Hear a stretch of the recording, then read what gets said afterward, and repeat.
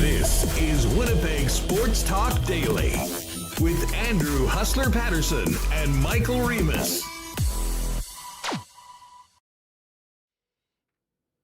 Hey, what's up, everyone, and welcome to another edition of Winnipeg Sports Talk Daily for a Friday. We do have a big show coming up, lots to get to surrounding the Winnipeg Jets offseason, big news involving the Winnipeg Ice, and, of course, a Bomber game tonight in Saskatchewan with the Bombers taking on the Saskatchewan Roughriders. But I did want to take a moment to express our thoughts and sympathies to everybody that was impacted by the horrible accident outside of Harbour, Manitoba yesterday, which claimed the lives of 15 people, with 10 more in hospital right now. Just an absolutely unspeakable tragedy. The worst vehicular accident in the history of our province. This sort of was breaking as we were finishing up the show yesterday, and now it's quite clear that this is something that, you know, a day that will live in infamy in our province's history for a long, long time. A special thoughts to everyone in the community of Dauphin, Manitoba, where most of the seniors, the victims, were from. I can't imagine what it's like in that community right now. You know, spent some time in Dauphin in the past, and, you know, always enjoyed the incredible community and the people there.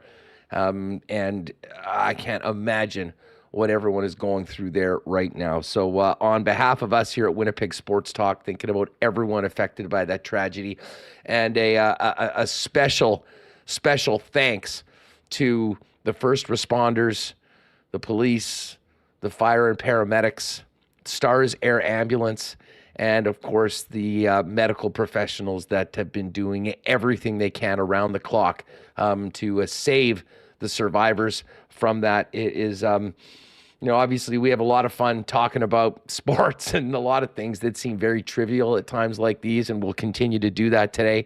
But can't really get going on this show today without just expressing our sympathies to everyone that's been affected by this, and a thanks to everyone that was working around the clock to help those that still were able to be saved. But as I said, the show will go on today. Let's get Michael Remis in here, and we got a banger today for you, folks. Remo, how are you? Man, I'm trying to keep track of everything that's happening here. A lot of very juicy off-season stuff here for the NHL as we head into the draft. But I'm in a good mood heading into the weekend. Bomber game tonight. We're going to talk about that with Ed. We did kick off CFL Week 2 last night. You know, no hockey anymore, so I'm fully invested into this CFL season, so that's good. But and yeah, Jets, and then we had the Winnipeg Ice bomb from Darren Dreger dropped before, so I'm trying to keep track of everything here. Yeah, well, I mean, let's get to that, because I mean, once we get into you know, Jets and Bombers talk, we'll kind of really be diving into that. But I mean, yeah, this is not, I would say, a surprise. I had mentioned last week I'd heard the potential of the Ice moving west, and that has been confirmed today. Darren Dreger broke the story earlier today that the Winnipeg Ice have been sold. It was confirmed today by the Western Hockey League, as well as a message from Greg Fettis, who was the owner, put it out to the fans, you know, and everyone that supported the Winnipeg Ice during their 4 years here. You know, it is really too bad. You know, I think there was the potential for junior hockey to work. So much of it did center around the building that was part of the plan for the Winnipeg Ice that never did come to fruition. And listen, we don't have a lot of the details as to why and how things progressed or didn't progress when it comes to it. Obviously, a global pandemic, which affected everybody on planet Earth, I'm sure had quite a bit to do with it. But I will say this. that organization did a lot in the community. They built an incredible hockey team that went all the way to the Western Hockey League final today. And it is somewhat sad that, the final games for the Winnipeg Ice here were in front of great crowds downtown at the Canada Life Center, really finally getting the sort of fans that I think the team of that caliber did deserve. But this is a very crowded sports marketplace. There was no way to continue long-term at the University of Manitoba, and it obviously was something that the Western Hockey League wasn't comfortable with as well. So the Ice now moved to, I believe it's Wenatchee, Washington. I imagine that will mean a little bit of changes when it comes to the divisional makeup. But once again, the Brandon Wheat Kings are Manitoba's team and only team in the Western Hockey League. And, obviously that's some sad news when it comes to the sports scene today, Remo, with the loss of the Ice after, seeing so many talented young players play there. Lots of number one picks in the draft. And, of course, Zach Benson, who's going to be the center of attention for one team when they call his name in the first round when we get to Nashville in a week or two. Yeah, I can't say it's too surprising just based on mid-season reports that, they got fined by the WHL for not living up to their agreement of building a new arena. And, the Ice called fake news on that one, but pretty clear. And the statement here put out by the WHL, unfortunately, multiple attempts by Ice ownership to construct an arena facility of acceptable WHL standards in Winnipeg based on the agreed-upon timeframes were unsuccessful, leading to the relocation to Wenatchee.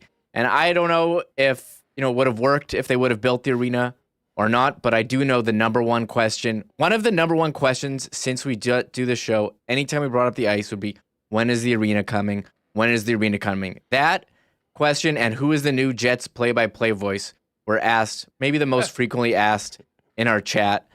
And I don't know, what happened to it, but it seemed like they had a plan and it didn't come up and there was never a new plan. And the update we would get from them is there is no update, and it's disappointing to see. It's disappointing that they're moving. I don't know if you can say 100% if junior hockey wouldn't have worked here. They didn't have a WHL facility, and they were basically the Coyotes of the WHL playing at the Max Bell Arena, Wayne Fleming Arena, Ice Cave. So I think it's definitely sad. I'm sad for the employees there and the fans. So that was the news today, broken by Darren Dreger. Yeah, and they had there was a few things selling tickets for next year. I did see that they were out at a community event this year. But I talked to some people, and it was pretty clear at the end of the season, a lot of people, very important people in that organization, were taking jobs elsewhere. And that, in a lot of ways, I think the writing was on the wall. And unfortunately, they fell just short of their goal to win a WHL championship and compete for the Memorial Cup. There was a heck of a lot of great hockey played at that rink, and unfortunately, not enough people got to see it. And that is the end of this stint of the Western Hockey League back in Winnipeg. So that was sort of the breaking news this morning. But Remo, we will get into Bomber talk a little later on with Eddie Tait, who's going to join us from Regina and tee up week 2, Bombers at Riders. But let's get into the should we get right to the Dubois drama leadoff? Because there is a lot surrounding Pierre-Luc Dubois, as well as a number of other Winnipeg Jets from a number of insiders, including our pal Frank Saravelli. Yeah, we talked with, Murat had yesterday in his column in The Athletic that Pierre-Luc Dubois was interested in Los Angeles. That would be a team he would go to. So if you watch yesterday's show, Dennis Bernstein came on. You guys talked, is there a fit there? Would Quinton Byfield be a name? And Elliot did mention him as a name. And Elliot was on 32 Thoughts today talking about it. Hey, before we get into the clips, should we play we played at the end yesterday, the Dubois drama. For sure. People may have missed it yesterday. We now have a Tristan Rivers original to get going with Dubois drama until the drama is over. Yeah, okay, wait, let me make sure it's all said and everyone can hear it, but I think it's important to have a bit of sense of humor in the situation. Here, get that ready. One thing that I will say just before I'm going to ask Craig Button about this a little later on. There was some Jets news after the show yesterday. The Jets signed Fabian Wagner, who was a 6th-round pick last year by the Winnipeg Jets. Had a strong season in the Swedish Junior League. Did not really produce much at the men's level. Split his year between the two, and I believe had 6 points in 7 games in the World Junior Hockey Championship. So another member of last year's draft class, which is shaping up to be one of the best ever for the Winnipeg Jets, signed to the organization along with Elias Salmonson, Brad Lambert as well, and Danny Zhilkin. Of course, Dom DeVincentis was the goaltender of the year in the Ontario Hockey League, and Rucker McGrory, who does not have a contract yet, returning for one more year to the University of Michigan. But Craig Button is coming on. Murat as well coming on later on. Ed Tait and Andrew Collier will have marbles at 2:45. But Remo, let's fire up the Dubois drama theme and get right into the latest rumblings around the Jets. Sure. I do want to add one more thing on this Fabian Wagner. I have it ready. They did announce, they kind of snuck in that press release that the Jets rookie camp is back. It hasn't been around because of the pandemic and all, took a couple year hiatus, but it is back the week after the draft. The prospects will be here. So I'm really looking forward to seeing who's coming to Winnipeg. They haven't put out the schedule and all that. And I thought that was note. So Fabian Wagner will be in Winnipeg with that. But anyways, let's get to the Dubois drama. Dubois drama. What's for dinner? Who knows? But that's okay. Dubois drama.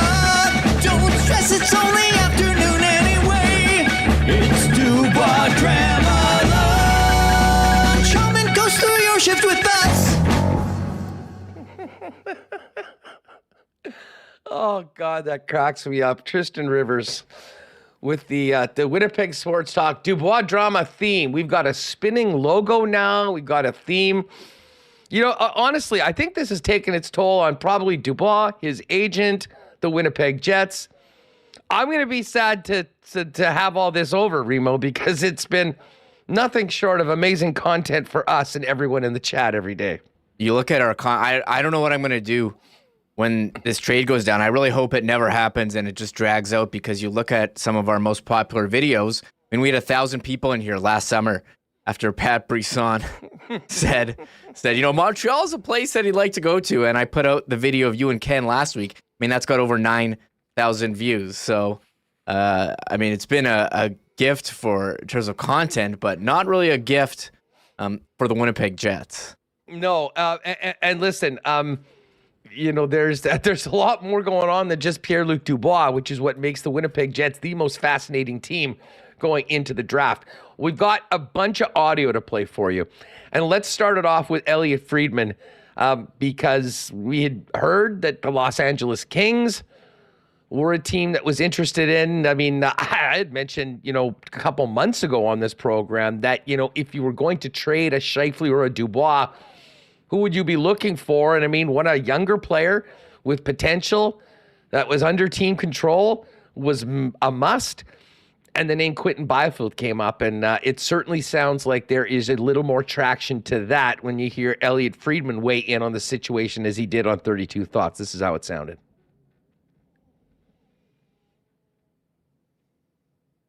So I have thought for a lot that Dubois was going to end up in Montreal. Well, we all did. And I don't think I'm alone here, but I know I've been very bold about it. My feeling on this, and this is the thing I'm always careful with, because as Isaiah Thomas once told me when I was starting out in the business, around the draft, everybody lies. Everybody has an agenda. And I'm always careful about this. But I think the Kings have made this interesting. One of the more recent podcasts, they said, I think they're in this. Mm-hmm. I think they've leaned in very hard. And I think that they've made it very clear to Winnipeg. If they haven't made an offer, they have basically let Winnipeg know we're in, and we're willing to make this work. We'll see. You know, initially you talked about Rangers, Minnesota. Yeah. And I don't think you're wrong. I'm not like trashing my co-host. I don't like that. But I think the Kings are very much in this now. All right, so there's Elliot Friedman. And you know, earlier in the week, and we played this and talked about it, he did say that with the potential acquisition of Dubois, what that means for Quinton Byfield. And as I said, we'll ask Craig Button about that coming up in a few minutes. Here's Jeff Merrick kind of responding to Elliot on that topic of PLD. I also put Tampa and Dallas in there too. You want to trash those two while you're at it, Elliot? No, but you also mentioned Colorado on a 1-year play. Yeah. Like, I don't think that's impossible, but I think we're going to let the Kings exhaust their possibilities here. Yeah. I think this is very real. All right, so there you have it. You know, it's dialed in as anyone in the National Hockey League, Elliot Friedman, with that report. And to be honest, Reem, I mean, again, from, you know, a Jets perspective, for Jet fans, people that, you know, want to see the best for this organization moving forward, this is exactly what I think we all hoped would come out of the report in The Athletic a week or two ago, that Paterson was going to be involved. There would be 5 to 6 teams. A sign and trade deal would be on the table. More than just being forced to take whatever you can get from the Montreal Canadiens, which had been basically the assumed result of this, dating back to, well, the start of Dubois drama about a year ago. Yeah, that was the start of it a year ago, and you know, it was a bonus for the Jets to hear, you know, that you could force a trade to a number of teams, and we'd speculated the Kings with their number of prospects and, you know, just how close they are to competing for a Stanley Cup, you know, missing a couple pieces. Are they missing the goaltender because they don't have one right now? Korpisalo is a free agent, and Dubois, you know, who's represented by Paterson, and Dennis Bernstein was on yesterday mentioning his friendship with Luc Robitaille. There's a connection there. Could they broker some trade? They have all these prospects. The Jets, you know, they could take on a guy like Quinton Byfield, and he could go into the lineup and play. Certainly interesting, and something, you know, people are tweeting at us, hey, he said this about Dubois. So that was the rumor of the day here for Dubois drama. Yes. Well, and just wait, we've got some clips from Frank Saravelli. I mean, absolute fire from Frank on DFO yesterday. But just before we get to that, Pierre LeBrun in The Athletic has his latest rumblings piece. And, you know, with all this talk about Dubois potentially going to the King, Connor Hellebuck was another guy that I think was front and center, you know, of potential acquisitions for them at the goaltending position. Pierre's maybe put a bit of cold water on that about the need in goal. He said it's more likely the Kings go with the cheaper complement for Phoenix Copley because they're tight against the cap after the Vladislav Gavrikov extension. Gabe Vilardi, who's an RFA, needs to be re-signed, assuming he's not a part of some package going the other way. And then, you know, he does mention about, you know, potentially Laurent Brossoit maybe being a fit for the Kings if Vegas re-signs Adin Hill. Here's the key bit, though, about Hellebuck, and I'll just read this from you, from Pierre's column. One thing to remember about Hellebuck, who's got 1 year left on his contract at $6.1 million AAV. Teams poking around on him understand that the goalies camp is looking for an Andrei Vasilevsky-esque money, $9.5 million AAV in an extension. And then he goes on to say he doesn't blame Hellebuck's camp for wanting that, considering how he's played, but also wondered, after watching Adin Hill win the Cup the past week, you know, what's the appetite to tie up that sort of money on a goaltender nowadays? That being said, you're getting the most consistent, one of, if not the most consistent goaltender who's done it over and over, game after game, year after year, and has been the workhorse of the National Hockey League over the last 6 years. But let's get to Frank. And Remo, you sent this to me last night. I had to listen to this a couple times. And folks, get on over to Daily Faceoff. This was the DFO rundown from yesterday. But Frank Saravelli, maybe with some of the most pointed comments about the Winnipeg Jets situation that we've heard as of yet, and some really, as well as some interesting stuff on the Scheifele situation. But Remo, let's just get to three. Frank talked about, many people thinking that Cheveldayoff's hands were tied or this was a bad thing. There's also a major opportunity in the situation the Jets find themselves in right now. Kevin Cheveldayoff, for the first time in 6 years, 8 years, whatever it's been, can sit at his desk these next 2 weeks and view the Jets franchise like Play-Doh and remold it and reshape it into something awesome. You've got the premier young center on the market in Pierre-Luc Dubois, the premier goaltender in Connor Hellebuck, Mark Scheifele playing at a level that still vastly exceeds his cap hit. That's not woe is me. That's opportunity. Yeah. This is Jets 3.0. All right. There's Frank with his take on the situation that the Jets find themselves in with Cheveldayoff. Now, many people will say, with all these players on the block, I mean, you can't move them all, can you? Frank says that you can. Moving all four, Frank, in one summer would be different. Have to. You think you have to? I don't know how you can piecemeal this together. Like, could the Jets go down the same path with Dubois that the Sens are with the Brinket? You could, but it'd be way easier to just rip the Band-Aid off and trade the player. All right, so there's Frank, a little bit more from the DFO rundown with Jason Gregor yesterday. Now, there's been all sorts of speculation on Blake Wheeler's future. His spot within the club, losing the captaincy last year, what he had to say, sort of leading the charge of frustration at Rick Bonus's comments afterwards. And Frank maybe was some of the most pointed comments on the situation that the Winnipeg Jets find themselves in with their former captain. Here's Saravalli on the need to move on from Blake Wheeler.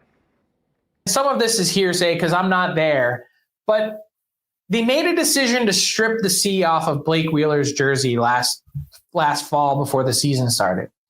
He didn't wear the C, but he still wielded significant influence over that team and their locker room. And I think in a negative way. I think you have to move on. And I don't want to say cancer, but you got to cut it out. You got to get rid of him. You cannot go through that again. This team needs to formally be turned over to the next wave of Connors and Wheeler and Marcy. You have to. Got to do it.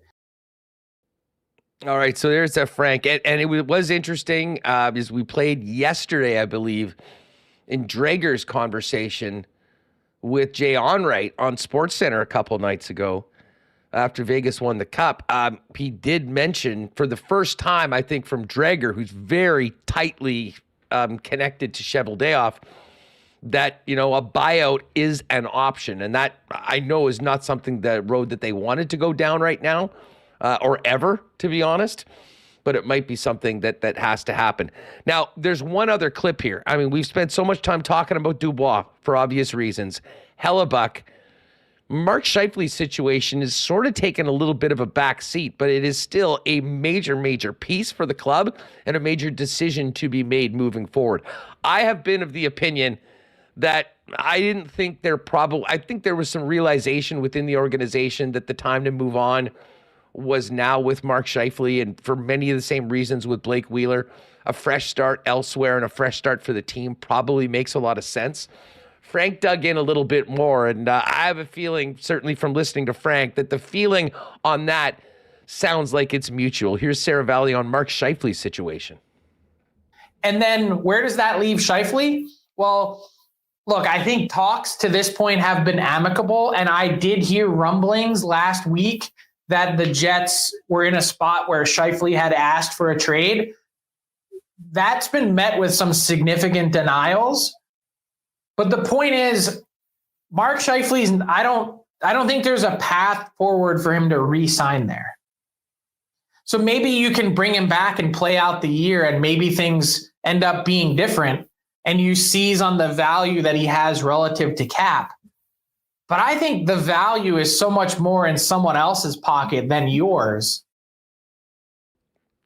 All right, so there's Frank, and I mean, this is something that I've been saying for the better part of the last couple of years. This is an asset with an attractive contract that will bring back some significant assets to the Winnipeg Jets. We know that this team is not in a position to lose top players for nothing. And if it sounds like Scheifele's looking at greener pastures, if you will, after this contract is done, I guess, could you bring him back and trade him at the deadline at some point? Sure. I guess, could you bring him back and just let him play out the contract? You could, but I don't think that is in the best interest of the hockey club. And I'm sort of with Frank at this point, Remo. You can trade all these guys at once, and it is an incredible opportunity to completely remake and overhaul this Winnipeg Jets roster. And I think a lot of people would agree that the time for that is now. Yeah, remold, remake, reshape, take your pick. But I really enjoyed hearing Frank's optimism on the situation that, hey, this is a great opportunity. You have players that other teams want to give up assets, and it could be draft picks and young players for. So I don't want to judge what they're going to do. We got to see what the return is, but that was the first that we had heard that about. He said Mark Scheifele. He reported Mark Scheifele. He had heard about a trade request, but it was significantly denied. And look, I said to you before the start of the show, the Winnipeg Ice significantly denied any fines from the WHL, and look, they're on the move right now. They just got sold. So I don't know what that means from Frank, but he did say that he doesn't expect Scheifele to resign. And if they're not going to resign, then you need to. That was the most important. You need to get what you can, and you got to try to reshape this thing and bring back a different kind of culture for next season and a different group. And you got a great opportunity ahead of you to do that. Yeah, Sheldale and Larry Simmons did an incredible job of inking Mark Scheifele to that 8-year deal that became a real bargain. There's still 1 year left on that. It is still a bargain by his production. And, the end of the legacy of Mark Scheifele at some point here, people remember fondly all the great things that he did in a Jet uniform. But also there's a potential for a significant return. And we certainly know that 40 goal scorers are in demand in the National Hockey League, especially when you can squeeze them into your cap at just over $6 million, at least for next season. And I think wherever Mark goes, assuming that there's not an extension as part of the deal, this is going to be a very motivated player to maybe restore some of his image and reputation around the league. And bottom line, play his ass off and have a great season and cash in for what will really be his last opportunity for a big money contract in the National Hockey League, whether it's as a UFA or whether it is with the team that he eventually ends up with if he is traded right now. Murat's going to join us a little later on. I'm really looking forward to that. Of course, we will talk Bombers with Ed Tait in Regina. But coming up in a second, we'll hit all of these topics with TSN's Director of Scouting, our pal Craig Button. Just before we do that, Father's Day is coming up, everyone. And our friends at Modern Man Barbershop want to spoil the dapper dads this Father's Day. From now until June 19th, purchase a $40 gift card and they'll load it as $50. Plus, you can visit Modern Man on Instagram at Modern Man Barbershops for a chance to win a year's supply of Dapper Dan hair products. Modern Man Barbershops now with 8 locations in Winnipeg, offering haircuts, beard shaping, shaves, color services, and more. Book your look online via modernmanbarber.com. The weekend's here. Summer's here right now. Why not make 2023 the year you take the plunge with Aquatech? Visit aqua-tech.ca to design your own custom pool. The Aquatech team can provide on-the-spot pricing from designers as well as financing options that suit you. And whole home renos start with Aquatech as well. With thousands of renovations as their foundation, let Aquatech upgrade any space in your home. Aquatech's ready to make your reno dreams a reality. Learn more about design, pricing, and financing options at aqua-tech.ca. Who's heading to the lake this weekend? Who's getting on the water? What's your battery situation for your boat? Well, if you need one, good news, because as part of Manitoba Battery's 10th anniversary celebrations, the Boat Battery Blowout Sale is on now until June 17th. Check out some of these great deals. A regular 10-inch 140 min reserve capacity deep cycle battery for $105, or a higher quality AGM version of that same 10-inch battery that usually sells for $219 on for $139.50. Or if you want to get on board with the hot new lithium technology, 100 amp hour lithium battery that only weighs 22 pounds is just $599, which is a $200 savings. Any way you slice it, Manitoba Battery has you covered for your boat battery needs. You'll get the best prices in town, waxing all the big box stores. And Manitoba Battery will make it even more convenient for you because they'll deliver it to you anywhere inside the perimeter for free with any purchase above $60. The incredible prices, as I mentioned, are on sale until June 17th. For more information on the Boat Battery Blowout Sale, go to manitobabattery.com or pop by and see them at 1042 Logan Avenue. And hey, Bombers are on the road tonight. That doesn't mean you can't crack a couple cold Canadian Club and ginger ales to get into the weekend.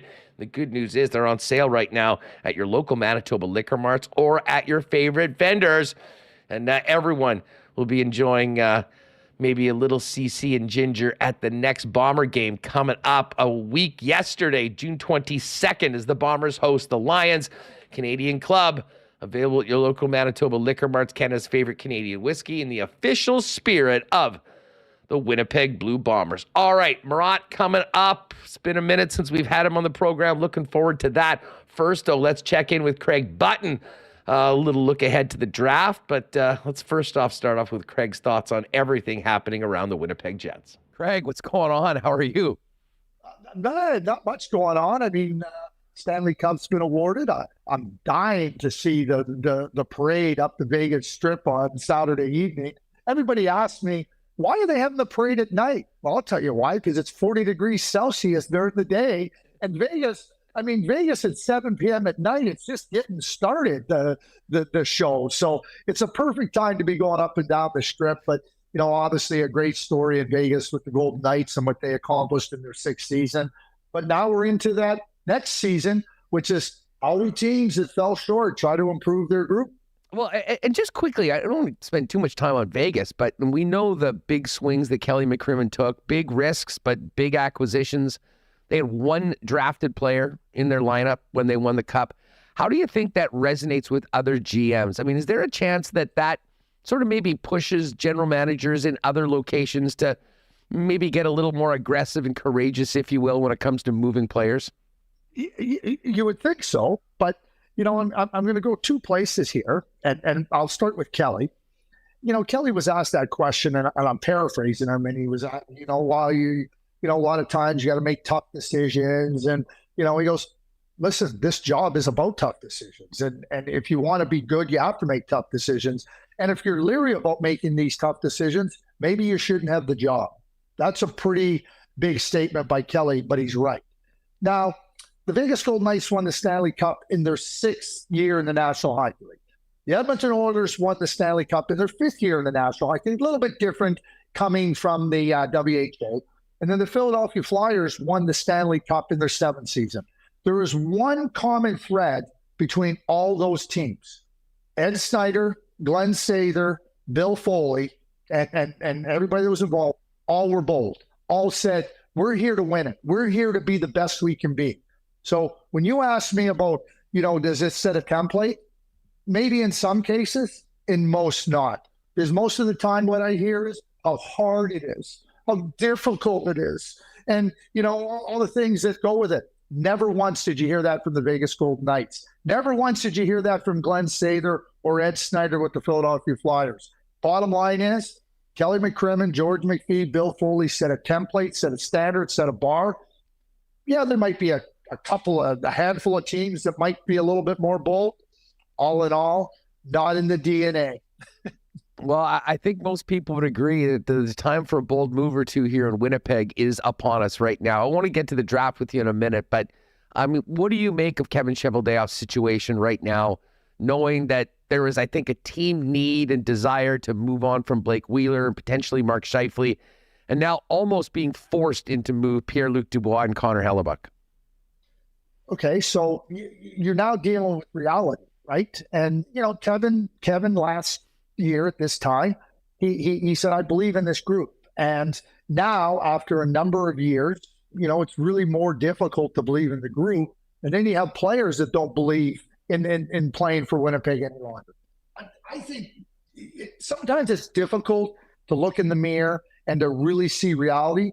I believe this about managers. Managers have to see their team as it is, not as they hoped that it is, or they wished that it was, or they thought it could be, as it is. So here's where Kevin finds himself right now. He finds himself with a scenario, Scheifele in the last year of his contract, Blake Wheeler, and there's no way it didn't sting Blake Wheeler when the captaincy was removed from him.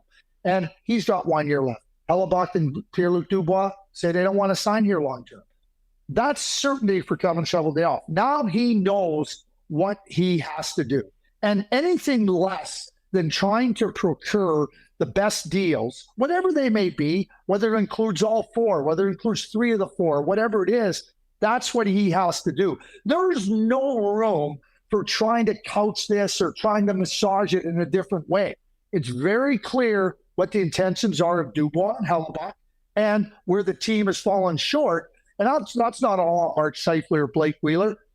They still have a lot of talented players on this team. They still have a lot of good prospects in their system. But this has to change. And Kevin Cheveldayoff has to be the architect of that change. Anything short of that is not going to move the team forward. And Kevin will not be serving the Winnipeg Jets in the best manner.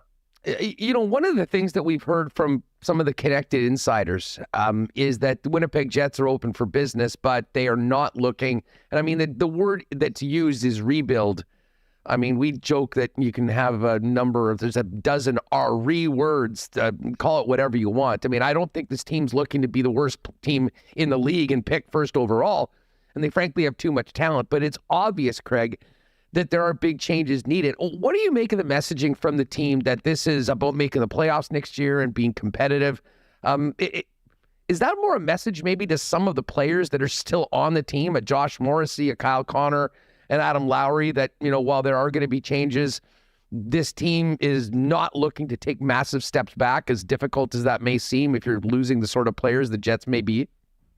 Well, difficult as it may seem, because you're now dealing with certainties of what Connor Hellebuck delivers, what Pierre-Luc Dubois delivers, Mark Scheifele, Blake Wheeler. And so whatever path Kevin is looking at in terms of maneuvers and moves in moving those players out, or some of them or all of them, and then trying to get players in, that's what people don't know.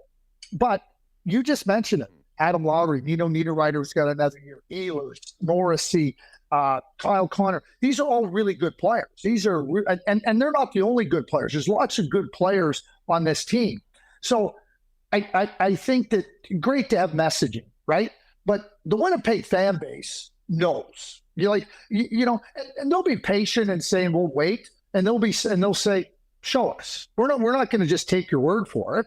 And the Winnipeg fan base is a passionate hockey and Jets fan base. They know their stuff. They know what's going on. So now, this is why I say Kevin Cheveldayoff cannot couch this. You are not doing that. You've seen it. We've all seen it where the building isn't full anymore. It's not full because fans are not passionate about the Jets. They just don't see a value right now in investing time and money in this group. I believe that will turn itself around once the team shows that it can, and maybe changes in that. But when we talk about rebuild, reset, whatever you want to do, maybe the first path for Kevin Cheveldayoff is, hey, what kind of prospects can I get? What kind of draft picks can I get? Are there players I could get, a la what Calgary did with Huberdeau and Weegar? What is the potential for that? But you might have to work in 2 phases. You might have to do the first phase and then look, okay, now that we've done this, what's the second phase of that? And, like I'll use an example. It's like a knee replacement. You have to take out the old knee before you can put in the new knee. and then you move on from there, and then you function better. And I think that's where the Jets find themselves. So maybe you trade for prospects and draft picks, and then you take those prospects and draft picks and consider what you can do to make your team competitive and challenging for a playoff spot this year. Craig, let's start with Pierre-Luc Dubois. We knew Montreal was a rumored destination for him, but it does seem like the Paterson open to more teams, as well as the willingness to do a sign and trade, which I'd imagine is a good thing for the Winnipeg Jets. The team we're hearing a lot about right now is the Los Angeles Kings. If you're Kevin Cheveldayoff and the Kings are aggressively looking to acquire Pierre-Luc Dubois, where do you start with an ask from Los Angeles? Well, so let me just, I want to go back. Remember last year, Matthew Tkachuk was going to St. Louis? Now, the last time I looked, Florida isn't in St. Louis. So I think Pat Brisson understands. I mean, so because of his French-Canadian background, oh, yeah, Montreal. Well, okay, great. I get it. But there's lots of places that Pierre-Luc Dubois, I'm sure, would entertain, and there's lots of places that NHL teams, places that should entertain Pierre-Luc Dubois. So where am I going to start? Well, I'm going to start right with Quinton Byfield. And, to me, that is a place, if you're getting Pierre-Luc Dubois and you're the LA Kings, what are you willing to sign? And it's got to be some quality. Now, Quinton Byfield, I think, has made some real significant steps forward in his career, but that's where it would start. It wouldn't end there. That's where it would start, though. Very clearly, that's where it's got to start. And then you try to understand, okay, are there other prospects or players that might be closer to playing that can help us or not? But when you're talking about a player that's going to be 25 on June 24th and has the impact that Pierre-Luc Dubois has, you have to ensure that you're asking. I'll give you an example. In 1995, we drafted Jarome Iginla. We knew Jarome Iginla was going to be we thought he'd be a really good player. He ended up being far better than we ever projected. But when Joe Nieuwendyk came on the market, we didn't know that was going to happen. But when Al Coates said, it's Jarome Iginla, listen, we were uneasy, but at the end of it, we realized to get Joe Nieuwendyk, that was the price. Team wants Pierre-Luc Dubois. You better be ready to hear the price. We're going to go back to being bold. What do you want to do? You want to be bold or not? Or do you want to sit on the sidelines? Because the second part of that story is, I can't begin to tell you how many teams were so bold to tell us after the fact that they offered a better player than Jarome Iginla. They couldn't believe that the Calgary Flames only got Jarome Iginla for Joe Nieuwendyk. Only Jarome Iginla. I know. And I remember Les Jackson. We were in Boston at the World Junior, and somebody was one of the team, and he just basically told the team, he said, your player isn't even close to Jarome Iginla. And he says, if you think you are, and that's what you were offering, that's why you didn't get Joe Nieuwendyk. Craig Button, TSN's Director of Scouting with this here on Winnipeg Sports Talk. I think there's a lot of people that are intrigued about the pedigree of Byfield, the second overall pick, but haven't seen him a lot. He hasn't really popped yet at the NHL level. Where is Quinton Byfield at, and what's the ceiling? Because I think for the Winnipeg Jets, they have to be looking at a younger player under team control and a player that has the potential, Craig, to eventually replace one of these top two centers that will be probably out the door in the next couple months. See, what I love what you just said, top two centers. I think the first thing here is understanding what Quinton is. Quinton's only going to turn 21 years of age, I believe, in August. So he's a young player. He's a very young player. And that being said, now you go and you consider, okay, is he a second line center? Second line centers are really, really good. I've seen real progression in Quinton Byfield.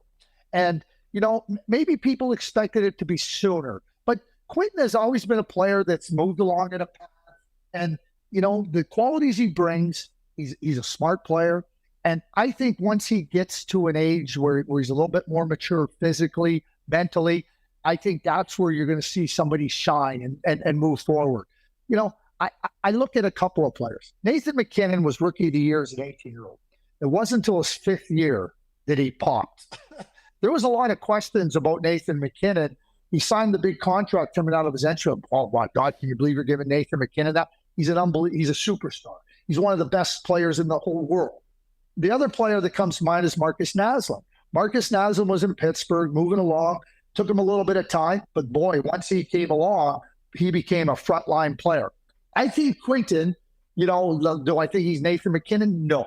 But I think the key word there, the key aspect of this, be patient. I think there's a lot there with Quinton. Be realistic in what that is. I think a second line center is what he can be, a really good one.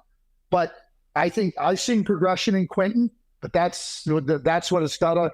That's the type of player that I think you talk about: control, young, size, a skill level that I think would benefit any team. But certainly, if the Jets are looking in that regard, that would be a guy that would be high on my list. Craig, Connor Hellebuyck has been the backbone of this franchise for the last number of years, and it seems inevitable that he will be moving on.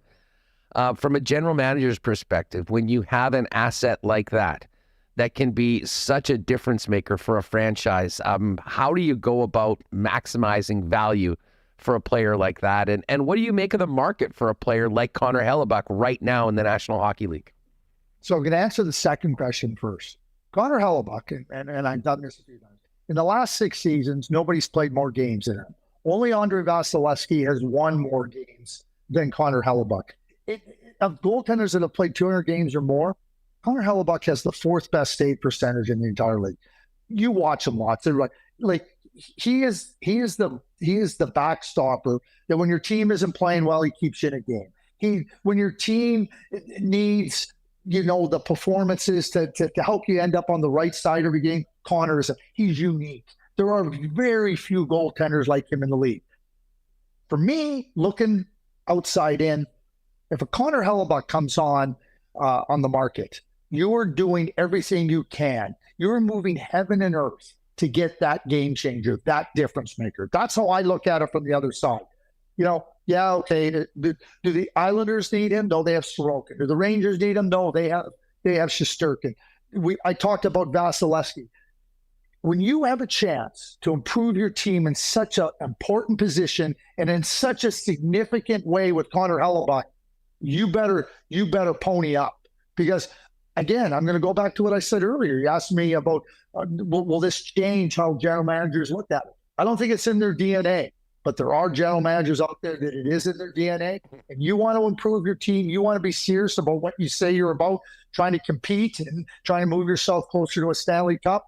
You best be phoning Kevin Cheveldayoff about Connor Hellebuyck. And you better not be reticent about hearing what he's asking for on the other end. Listen, it's hard to maximize the value of such a quality player like Connor Hellebuyck. That's the job of Kevin. How he does it, it might not just be in that one move. It might have to be in different ways. But Connor Hellebuyck's a big-time player, and I think he should be a big-time person on the trade market. Craig, Mark Scheifele's been incredibly productive over the last number of years. He's got 1 year left on a deal that by today's market, I think is very team-friendly. What do you make of the demand for Scheifele? What do you feel that how many teams will be interested in? Is there a team or two when you look at the landscape of the NHL that would make sense and a good fit for Mark Scheifele if he does move on from Winnipeg? Well, you just nailed it. I mean, the contract is fantastic. The productivity is fantastic. And quite frankly, a change for Mark Scheifele might be really positive. We've seen that happen. I'll look just to recent examples. Ryan O'Reilly, went from Buffalo to the St. Louis Blues. He won the Cup. We know about Jack Eichel. So if you're looking for a player on a great contract, and I don't know what his demands are in terms of a long-term contract, but if you're trying to just move forward right now, right here, Mark Scheifele would be an excellent addition to your team. I don't know where, I don't know if the Winnipeg Jets have an appetite for it, but you look at the Calgary Flames. I don't know if the Calgary Flames would be interested in Mark Scheifele, and they have to look at it. But you can't tell me that a center ice of Lindholm and Scheifele isn't something that's really significant. Now, I know the Flames have to work on some cap space and whatnot, but you start to look at those areas and you start to look at teams that very well could benefit from this type of player. Mark can do those things. the Carolina Hurricanes. I mean, you're looking at a big, strong, player that can drive play in a series. And I think the Carolina Hurricanes need some size. I think they need some bulk, on the wings and in the middle of the ice. So those are just, one team for Calgary is more just about looking at that team. The Carolina Hurricanes, who are a Final Four team, who are a serious team and been really good.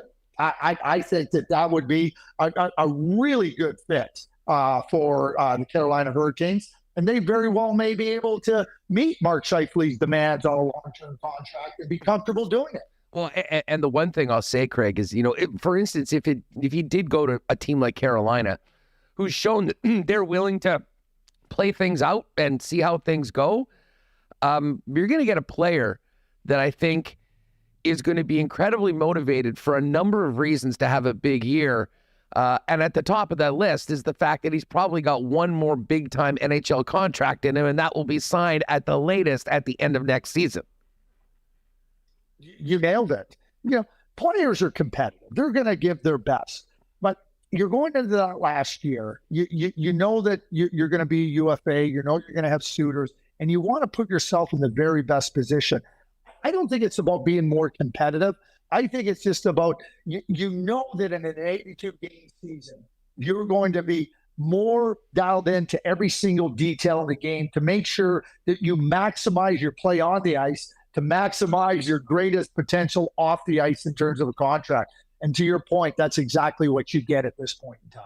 Craig Button is with us. Craig, obviously, we're kind of focusing in on the offseason right now and potential player moves for the Winnipeg Jets, but we're less than 2 weeks away from the first round and the rest of the draft in Nashville. You've covered the draft for a long, long time. Where does the class of 2023 rank with the, at least going into the draft, as far as some of the better drafts, including 2015 and, really over the last 20 years? Yeah, I think it's an excellent draft. And so, it's easy to say, Connor Bedard's in it. Yeah, and I see him as a generational player. And, we've seen other really good players at the top. And so much of the time a draft gets defined by what's at the top of a draft. When I look at this draft, I see, and this is how I define the quality of it. I think it goes 20-25 deep with top 2 line forwards and top 3 defensemen. And, when you can go that deep in a draft, and in my view, at this point in time, and see that type of quality, I think that defines it as really, really good. And teams are going to have tough decisions to make at 14, at 18, at 11, because it's not like there's how much of the time, tears. When I see top 2 line forwards, and I'll just give an example. You know what? You want Nate Danielson or Brayden Yager? They're both really good players. I don't know who's better. And that's where teams are going to, but I both think they're quality top 2 line forwards in the NHL for years to come. So that's where you get deeper. Some team is going to make a choice of one of those guys over the other. And I'm not so sure that you can definitively say that one is better than the other. But that's how good it is. That's the quality you have in a draft. And when these types of drafts come along, I think that makes teams really excited for not only getting to the draft and getting a player that they're going to be happy with, but knowing that they're going to get a player that's going to perform for them for a lot of years and perform at a very, very good level. When thinking about this draft, you just mentioned 18. That happens to be where the Winnipeg Jets are picking. And I guess there certainly is a potential or a possibility that maybe there's another pick added in one of those deals. But if you're just focusing on that 18th pick, well, what kind of a player do you think might be available for Winnipeg when they get to the podium? Yeah, the way I would look at it is this way. I think that you can look at players like they can look at defensemen. I think they can. In my view, the 3 best defensemen in this draft are the 2 Swedes, Sandin Pellikka and Wielander, and then the Austrian Reinbacher. There is the possibility that none of those 3 will be there. Now, it's easy for me to sit down and go, okay, I don't see another defenseman there. Maybe the Jets do. But I think because of the quality of forward that starts to get to these points of the draft.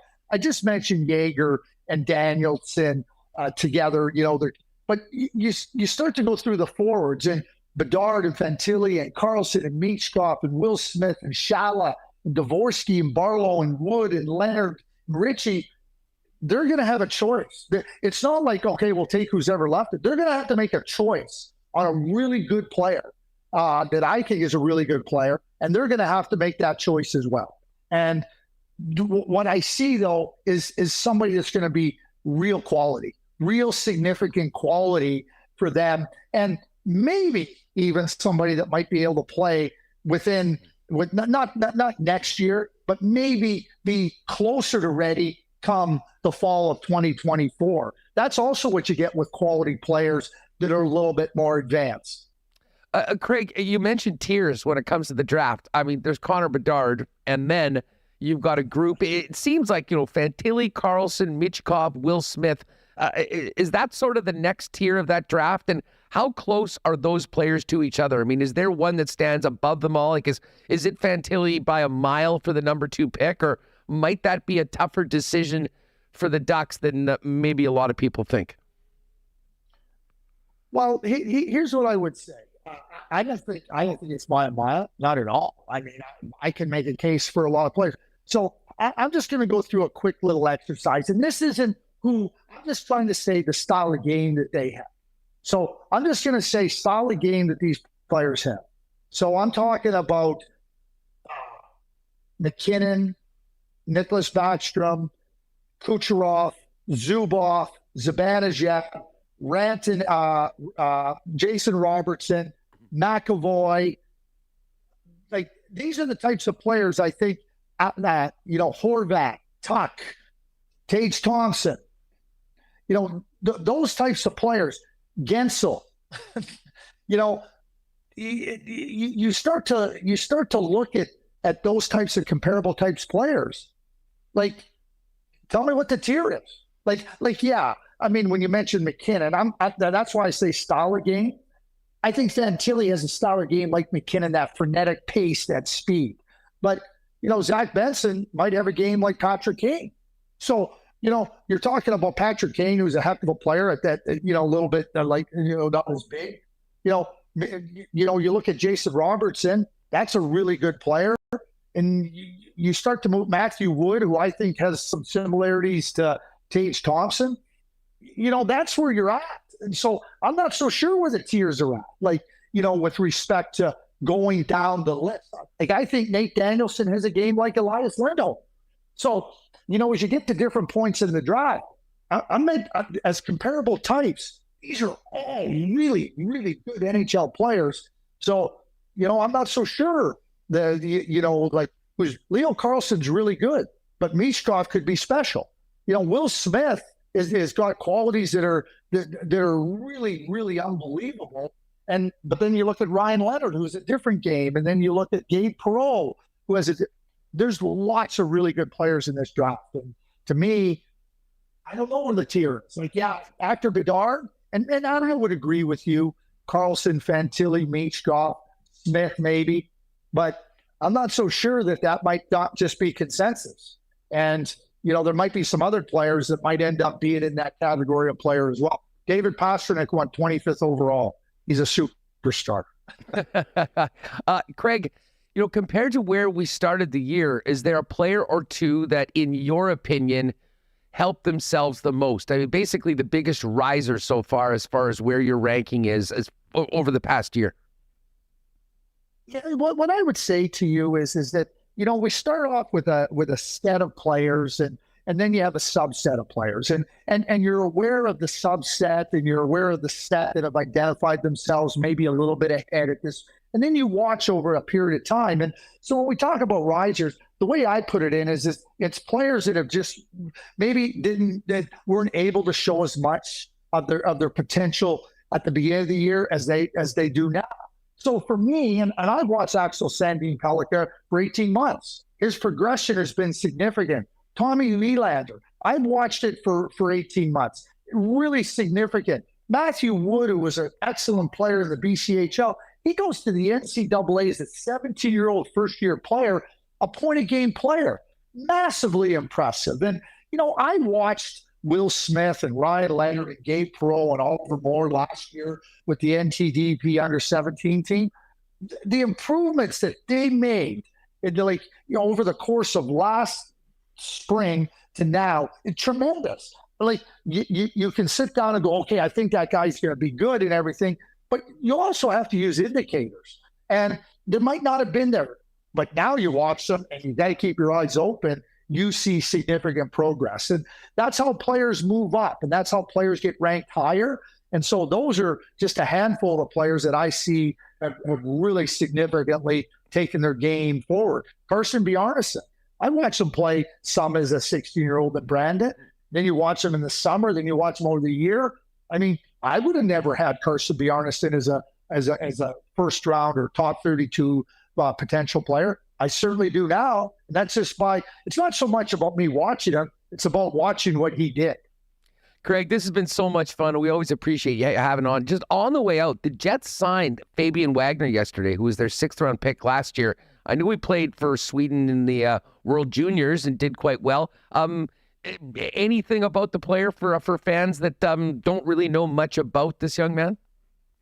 Tenacious, really good skating player. He can play in a lot of different areas of your team. He can kill penalties. I think there's more offense in there with him. Like a lot of Scandinavian players and Nordic players in the case of the Finns, their physical maturation period is a little bit longer. And I think that a player like Fabian he's growing. He's getting more physically mature. So now he can impact the game a little bit more in more significant ways. I thought last year when he went in the 6th round, I thought that was low. I thought teams, but I can't answer why teams. The Jets got a good player there. I think they have I would call him a solid B prospect. And a solid B prospect to me is somebody who's going to play in the NHL, be productive, but it might take a little bit of time. Won't be a frontline guy, but a player that can, certainly be part of your team and help you win. Craig, thanks so much for doing this. We appreciate it so much, and hopefully we'll run into you down in Nashville for what should be a very interesting week for the league, but especially the Winnipeg Jets. Well, if you're at Tootsie's, we'll run into each other. See you there, Craig. All right, great stuff with Craig Button. Really appreciate him joining us today on the program. Murat test still to come. Bombers, Riders talk from Regina with Ed Tait, a check-in with the Goldeyes. Marbles before the end of the program. Don't go anywhere. And by the way, we've got a great crew in here right now. If you haven't already, make sure to hit that red subscribe button and give a thumbs up for the show as well. Helps us spread the channel. Much appreciated, everybody. Hey, before we get to Murat, if you're looking for great prices on natural and organic supplements, beauty products, and groceries, and Winnipeg's largest assortment of local products too, get on down to one of 7 Vita Health Fresh Market stores or online at myvita.ca with local delivery options. Barbecue season's in full swing. Get down to Vita Health and stock up on some delicious Vita Market grass-fed bison and beef steaks. And with Father's Day around the corner, men's health is top of mind. Garden of Life has created some unique formulas like Prostate Protect and Once Daily Men's to support men's gastrointestinal health. Pick it up at any Vita Health Fresh Market, empowering people to lead healthy lives. 7 Winnipeg locations and online at myvita.ca. Our friends at Wallace & Wallace are Winnipeg's fencing and overhead door specialists. If your property needs the security and protection of a new fence, or if winter did a number on your old one, give them a call. They've got vinyl, ornamental, welded wire, chain link, or wood fences. And if it's time to replace your garage door, they also have Winnipeg's largest selection of overhead garage doors. It's as simple as a call to 452-2700. The Wallace & Wallace team will arrange a time to come out and give you a free estimate. You can also visit them online at wallacefences.com or pop down to their showroom on Lawson Road off of Kenniston. And hey, how's the closet looking, fellas, as we get into summer and wedding season? If you need to up your menswear game heading into the next couple months, you got to get down to F Apparel. Custom suits beginning at $400, along with chinos, golf pants, custom shirts, both tucked and untucked styles, and an incredible selection of menswear accessories. 15% discount for wedding parties as well. So if you're in a wedding party, talk to them about getting the fellas looking great for the big day. F Apparel is at 190 Smith Street downtown. You can make an appointment or find out more online at that's EPHapparel.com. And a big shout out to Nick and Nikki DQ. Great supporters of ours from day one and show one of Winnipeg Sports Talk. 4 locations in Winnipeg to get your blizzard on. DQ Northgate, DQ Polo Park, DQ St. Anne's, and DQ Niverville.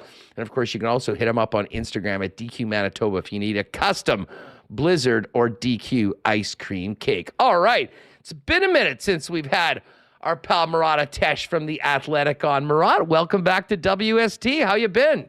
Hey, I've been good. I've been great. I missed it. It's been a minute. How are you? Listen, I'm great. I'm looking forward to getting down to Nashville for the draft. That is going to be a wild week. And I mean, honestly, all of the, like selfishly, I hope this just continues forever because it's great content. It's a lot of interest in the show, and it certainly is giving us a lot to talk about. Here we are, Murat. We're 12 days out from the first round of the draft, and I don't think there's any question that the Winnipeg Jets are the most interesting team right now in the National Hockey League with everything on the table heading into the next month. I mean, how many teams can you point to with a Vezina Trophy winner who says he's not going to be around long term, a former captain, 90-plus point player who's probably on the way out, a third overall pick who was traded for a second overall pick who has run rampant over teams in playoffs, but then intrigued us all by no-shows at other times. I mean, and that's before you get to the top-line center, Mark Scheifele, who could possibly be on the way out as well. I mean, if a team had one of those players as a potential move in a single summer, that would be a big offseason. Winnipeg could have 4, and I don't know that all 4 get done, but it's an enormous, paradigm shifting, the seismic, the ground is moving underneath the feet of the Winnipeg Jets this summer, whether they like it or not, I think. Yeah, and like we heard from Frank earlier, yes, there's a ton of pressure on Kevin Cheveldayoff at this point. But with that and with these options comes a lot of opportunity for the Winnipeg Jets to truly reshape and overhaul a team that I think many would say it's time to do exactly that. I want to talk to you first off about the Dubois situation. And we heard from Elliot earlier about the LA Kings being definitely involved. We haven't spoken with you since Arpon Basu's report a couple weeks ago, which to me was the most significant report we've had as to how this is going to shake out. For a long time, Murat, we were kind of told or made to believe that it was Montreal or nothing, and the Winnipeg Jets were going to have to just take what they could get. Very clear that now with Paterson's involvement, other teams being, the Dubois camp being open to go to other teams, and the potential of a sign and trade deal that a situation that was thought to be sort of one-sided, I think has really opened up sort of in the Jets' favor, and we're starting to hear more interest from other places than Montreal in on Dubois. Yeah, and count me among those who thought it was Montreal or bust, especially all the way through last summer. I really thought that was the lead, and, all the way through this season. I think even as there were a couple of signs that maybe it wasn't, I couldn't get anybody to say anything to that effect. So you had to sort of go with what you knew, which was that Montreal was first and foremost. And then even in the case where he opens his charity, he continues his work with the Vincent LeCavalier, now Pierre-Luc Dubois Foundation. Montreal's a special place to Pierre-Luc Dubois, and that's not going to change no matter what happens from here on out. But if you look to actually start putting the pieces together of a deal, you realize anybody that Montreal might have of interest to the Winnipeg Jets is somebody who Montreal would absolutely want to keep at this stage in terms of trade. And so Winnipeg, without the doors opening, without Pat Brisson and Pierre-Luc Dubois' camp willing to talk sign and trade with other teams, we're painted into a corner that it was tough to see a successful out from, at least from my perspective. And I've talked to people. It's not just me. It's not just you. It's not just Arpon or whomever else who are writing that can't find a deal to make sense between Montreal and Winnipeg because Montreal's players are too dear, the ones that anyone in Winnipeg would want. So opening it up is a major deal. 5 or 6 teams is a lot better for Winnipeg to work with here than just one. And it also helps. And, I'm told the Los Angeles Kings are a front runner too. If anybody makes that deal happen, as of this particular moment, that's who I would expect to make it happen. They have prospects. They have young players. They have a diversity of quality of players too. It's not just, okay, well, Nick Suzuki, we're laughing at you for that. Or Kirby Dach, well, he became the player we hoped he would, so forget about him. There are players at all sorts of abilities, and you can start to see packages evolve. And that's why I think not only is it good for Winnipeg that 5 or 6 teams could be theoretically a part of this, but a team like LA being part of it would be a good thing for the Jets as well. And it is funny that it's kind of come to LA because, when we started talking about the framework of what a deal would look like for the Winnipeg Jets, what they would need to get back to make sense to move on from Dubois, even if they're sort of being forced into do it. It's a player with high upside, it's younger, and it's under team control. And I kind of use the example of a Quinton Byfield as the sort of a player that, that certainly the ask would be for the Winnipeg Jets. And it's quite interesting to hear his name being thrown out because, of course, if they do get Dubois, they've got Kopitar this year, they've got Deneau for 4 more years. At a certain point, there's only so many minutes to go out at that center position. And it certainly does check off the boxes of the type of player under team control that Winnipeg would look at. Outside of LA, though, I know you've been doing a lot of digging. I mean, do we have any idea about some of the other teams not named the Montreal Canadiens that might be on this list that, might be quieter suitors when it comes to Dubois right now? Yeah, I put together, a piece at The Athletic that sort of tried to go over those and try to get a sense from talking to folks about who theoretically could be on that list. And obviously Montreal number 1. I think LA is a good example for a number 2, but could be the most likely at this stage. I think they're the most likely. But if you're Pierre-Luc Dubois, you're looking for opportunity, big markets, and the opportunity to win. So, I believe a team like Colorado, if they could make something work for Pierre-Luc Dubois, would be of interest in that direction. I've thought about the New York Rangers as well, and they're another team with a lot of great young talent, but enough of it that there are pieces you might see them moving. Lafreniere is a player that I'm not sure that they're sold on forever, and I'm not sure what it would take to move him, but also certainly, Braden Schneider is a defenseman there that I know Winnipeg would know well and would have had interest in the past. I think they've kicked tires on him. But a team like New York, there's a big market there. It's close to home as well. The commute to the foundation or his family or any of those sorts of things. I think that there are reasons to like a team like that. But I'm looking at teams on the cusp of winning with young talent that could conceivably come back. That are in big markets, because I think Pierre-Luc Dubois is a guy who sees hockey as an enormous part of his life, but life is bigger than that. And I think that the type of market that he ends up in will probably, and this is just an inference, he's not told me that, but I think that will be a big deal for him moving forward as well. Yeah, I mean, listen, I don't pretend to know him, but just from what we've learned about Dubois with the ups and downs, some of the inconsistencies, I think he'd be way better off going to a place like LA than under the microscope in Montreal. Listen, there is a romantic side of going home and playing for your hometown team. That's not a normal market. And being a French star, going back there with the cost it would take to acquire him, the financial commitment to sign him long term, comes with a very unique pressure that it takes a special player and special person with the mental makeup to really thrive in that.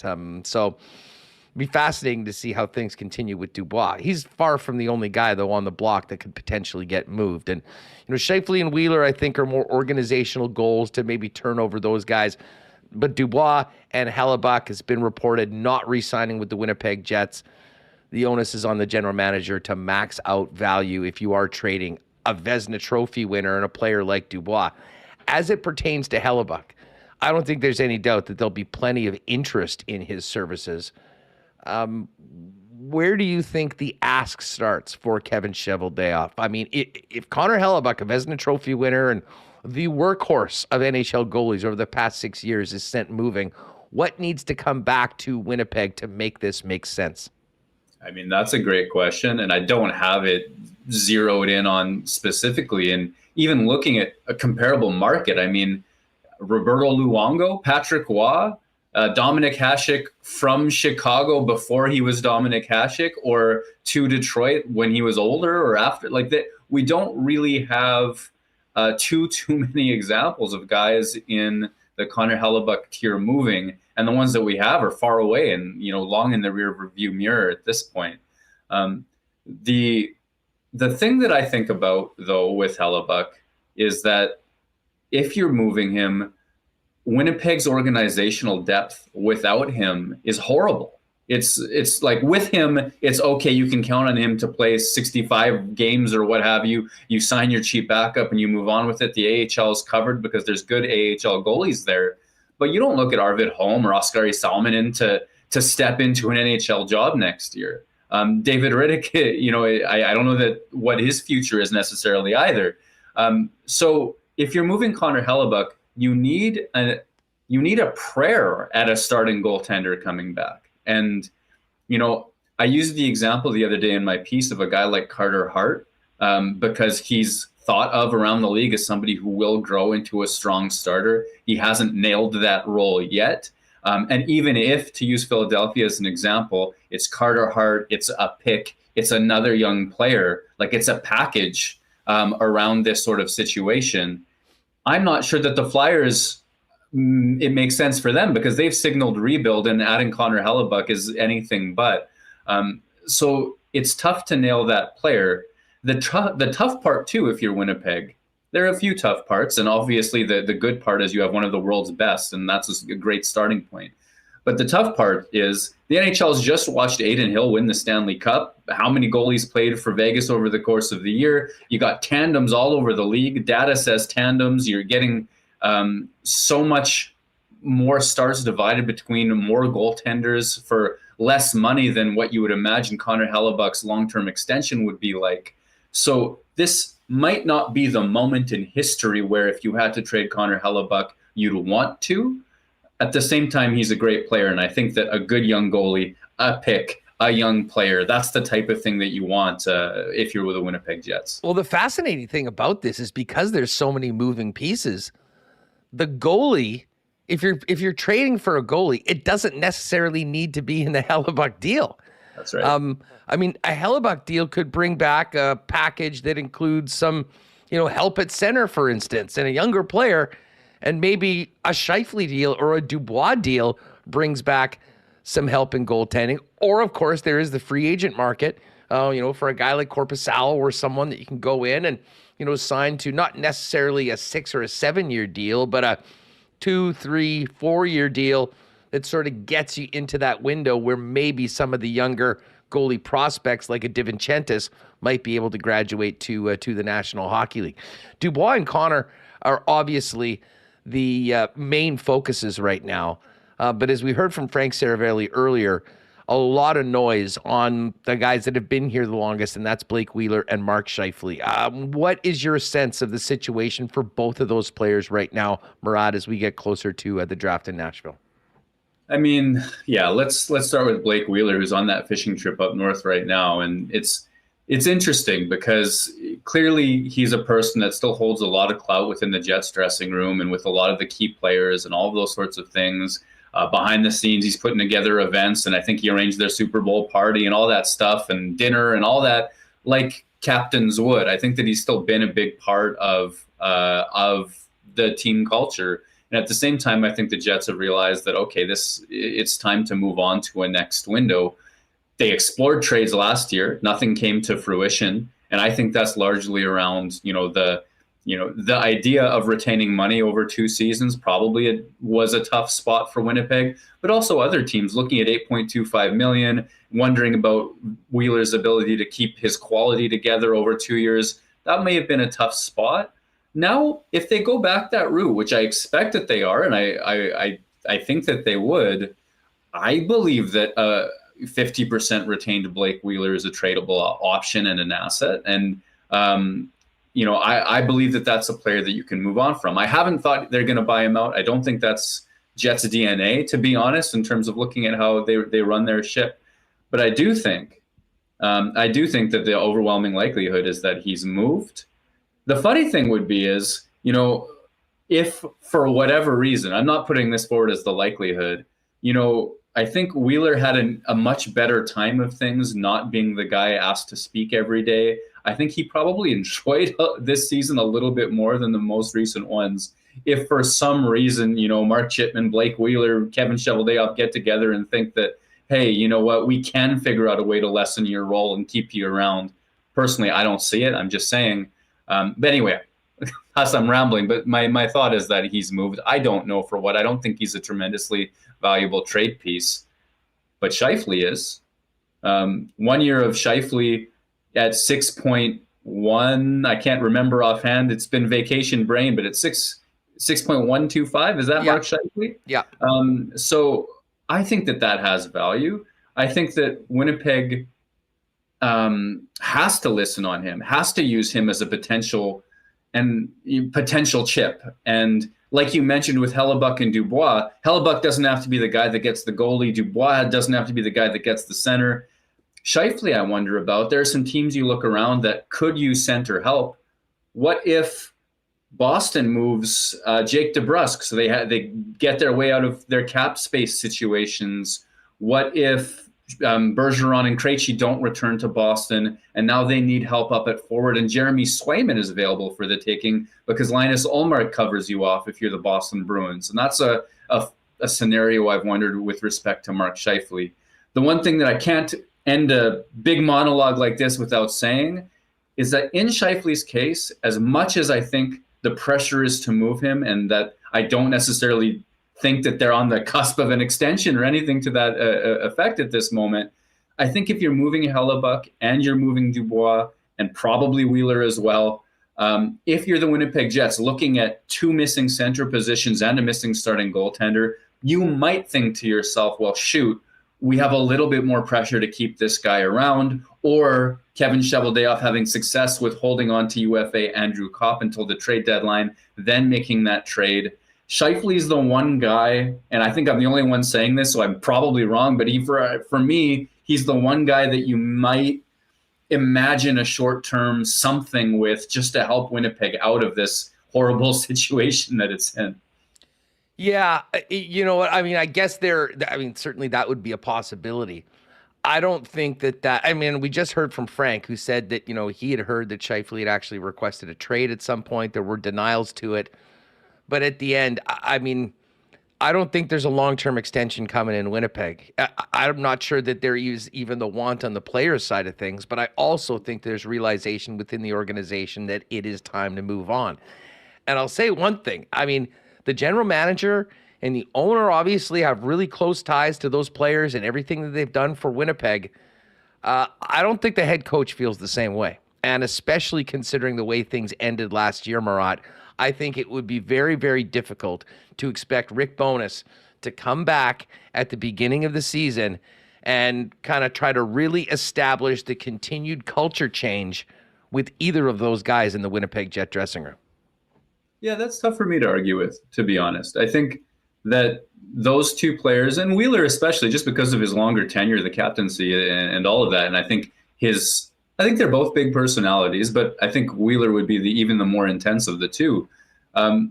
They've had their run.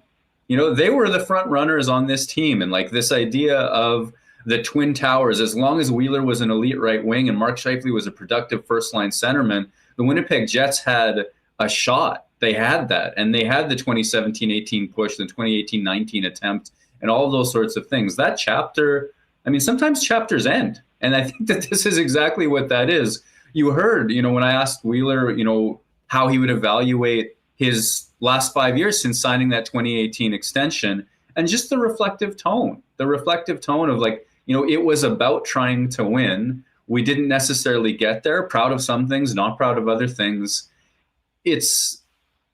I think this is one of those unique situations where my best guess is it's not just the fans, it's not just the players, it's not just the management. Probably all parties align here in that it's probably best for everybody to move on. and give the organization a breath of fresh air, because you can't say you didn't do everything to give those guys their shot. No, there's no doubt about that.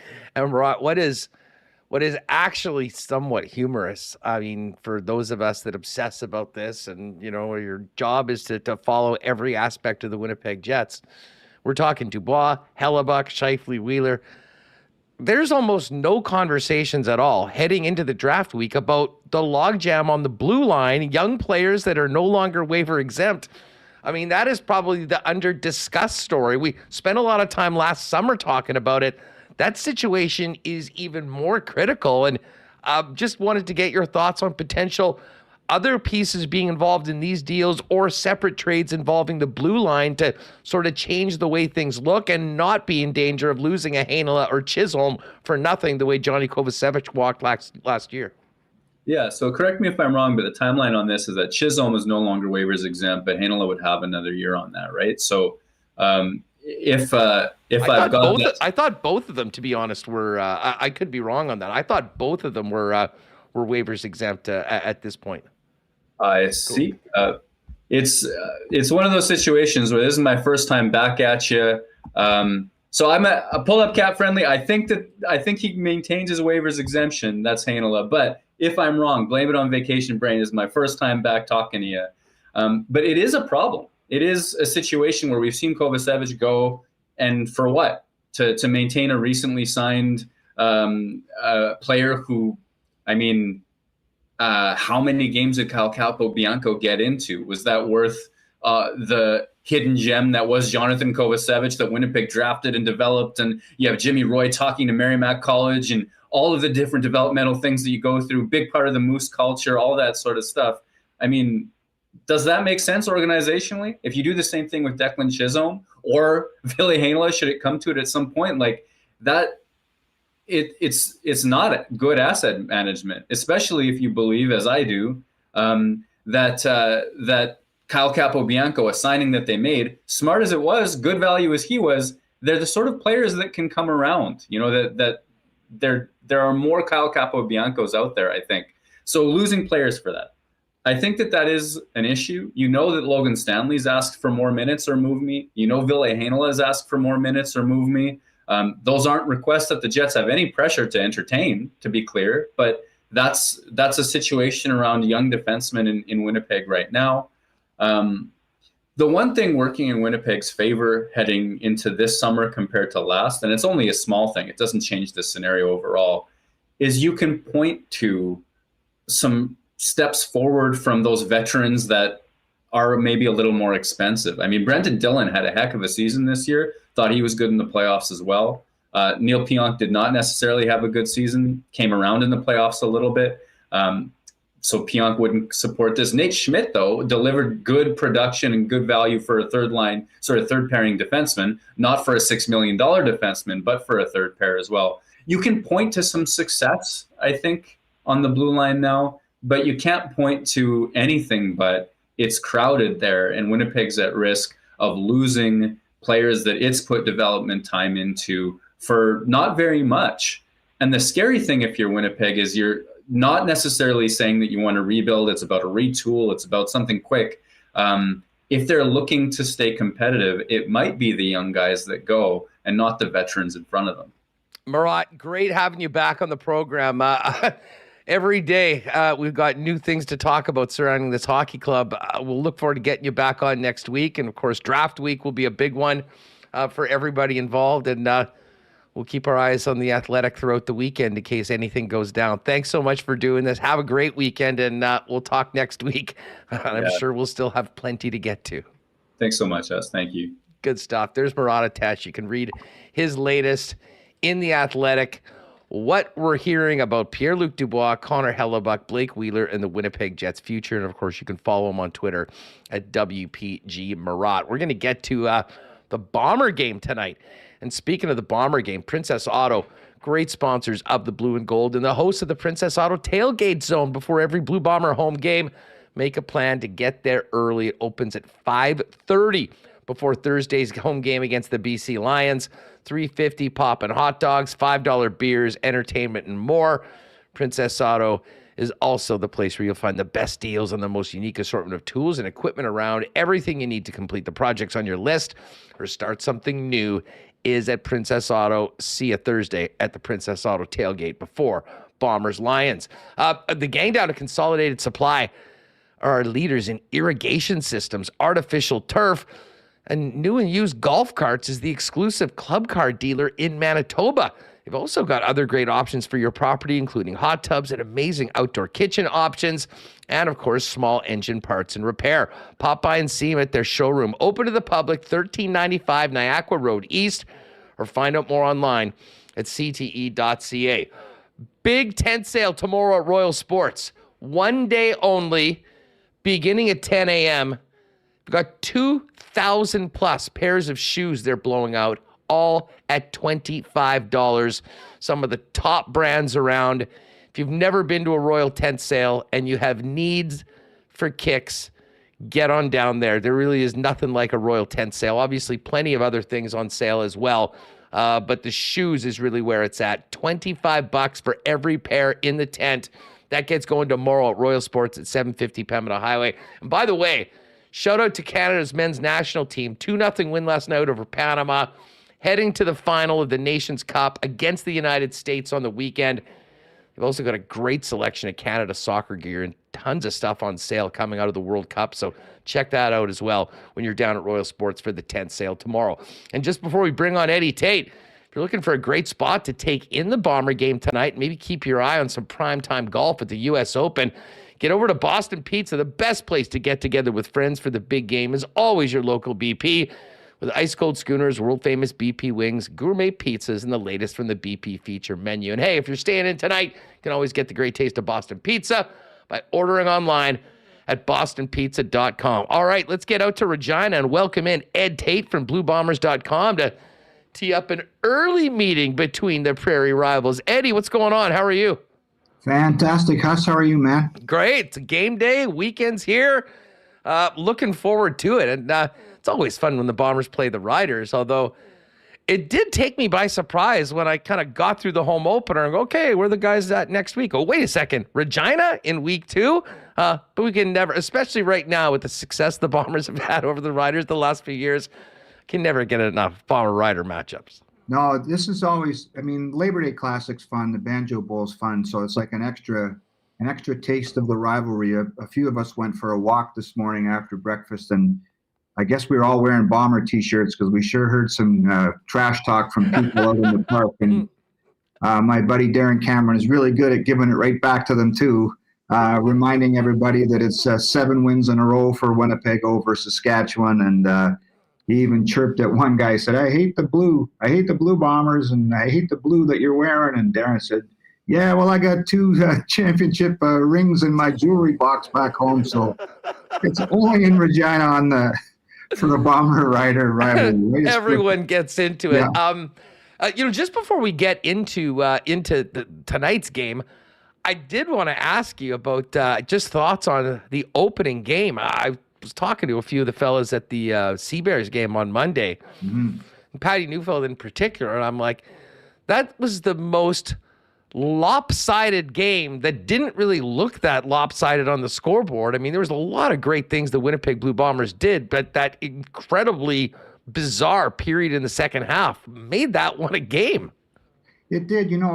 It's funny because you look at the final score, like you say, and it's 42-31, I think, an 11-point win. And yeah, it must have been tight, and it was for a while. They needed a field goal late from Sergio Castillo to kind of put that one away. But there were some bizarre things that led to that moment, those moments that you talked about. Like, Winnipeg doesn't usually give up punt blocks, period, let alone one for a touchdown. And then there's the kickoff that gets bobbled and returned all the way down into near the goal line. And then the fumble by Zach that was returned for a touchdown. Like, in a matter of minutes, a game that looked like Winnipeg was going to blowtorch Hamilton becomes a little bit more interesting for all the wrong reasons. But I think those are anomalies. I'm sure most people in the Bomber organization sure hope they are, but it did kind of damper what would have been a really dominant performance. It still was, except for 2 or 3 mistakes that really cost them. Yeah, I mean, to me, the defense looked amazing, all things considered, and the offense as well. I mean, obviously, they did have that fumble that went for 6 the other way,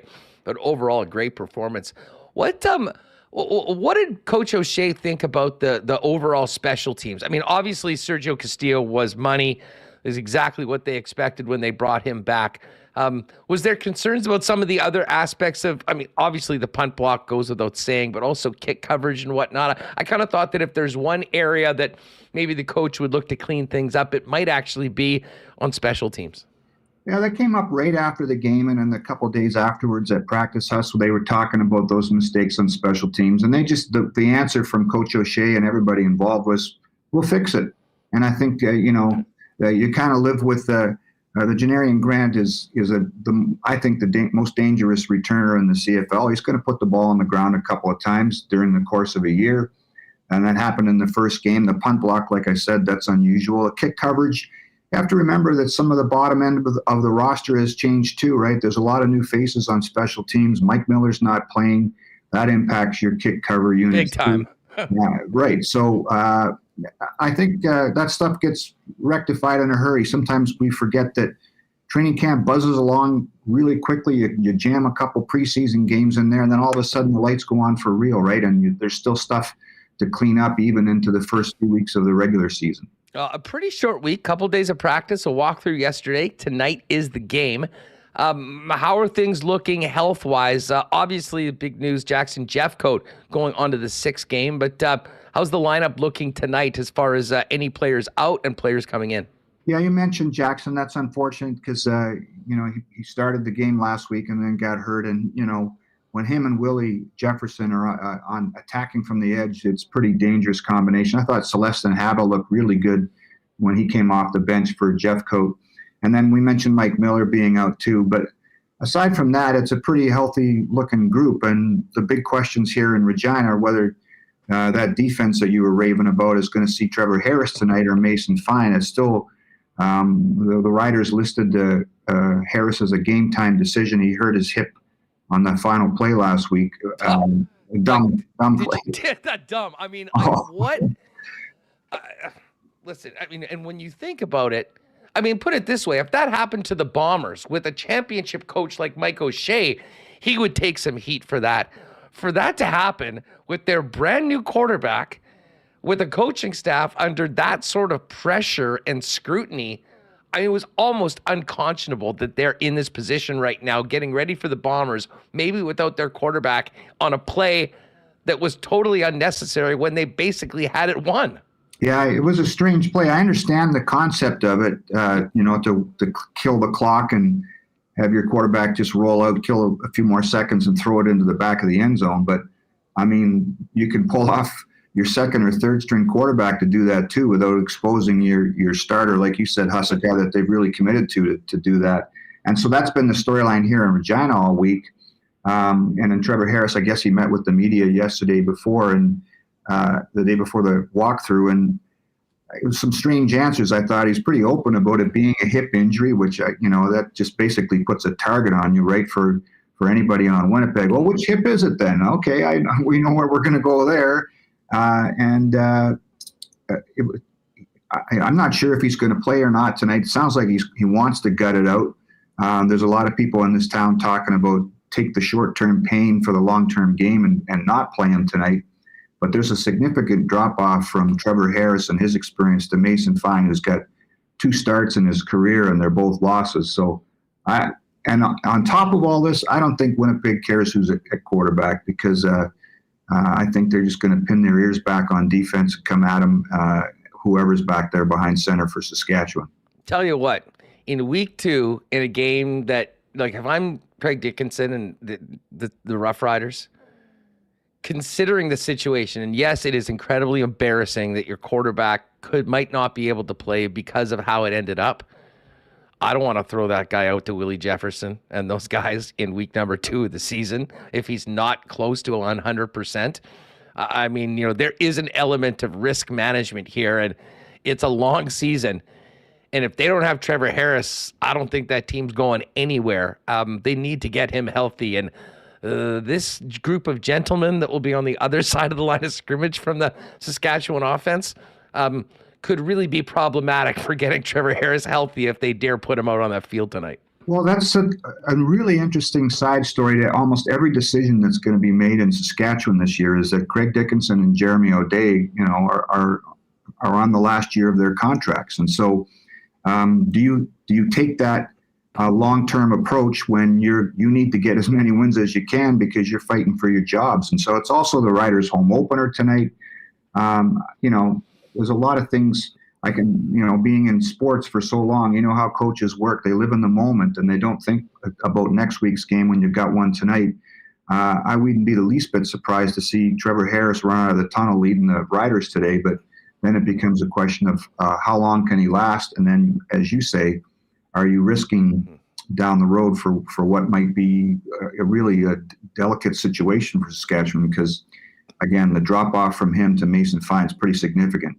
Eddie, I know you got some friends and colleagues on the other side of things that cover the Saskatchewan Roughriders very closely. What have you heard about the atmosphere around this team and the pressure on both the coach and the general manager to see a marked improvement in this football team this year? Well, there's a lot of hope at what they did in the offseason. A lot of people like what Saskatchewan did to address some needs. They changed quarterbacks. Cody Fajardo's in Montreal now. Trevor Harris, as we've talked about.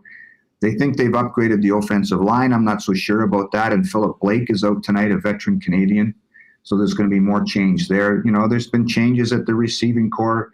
They bring in a Jake Wenicky, and I like a lot of their pieces. They don't have Derek Moncrief tonight in defense. They don't have Nick Marshall tonight in defense because of injuries. So on paper, this should be Saskatchewan should be a pretty good team in a fight for a playoff game. And the rest of the West is kind of there's Winnipeg, and BC still looks pretty solid. Wasn't very impressed with Calgary last night. Edmonton's already 0-1 and going against BC.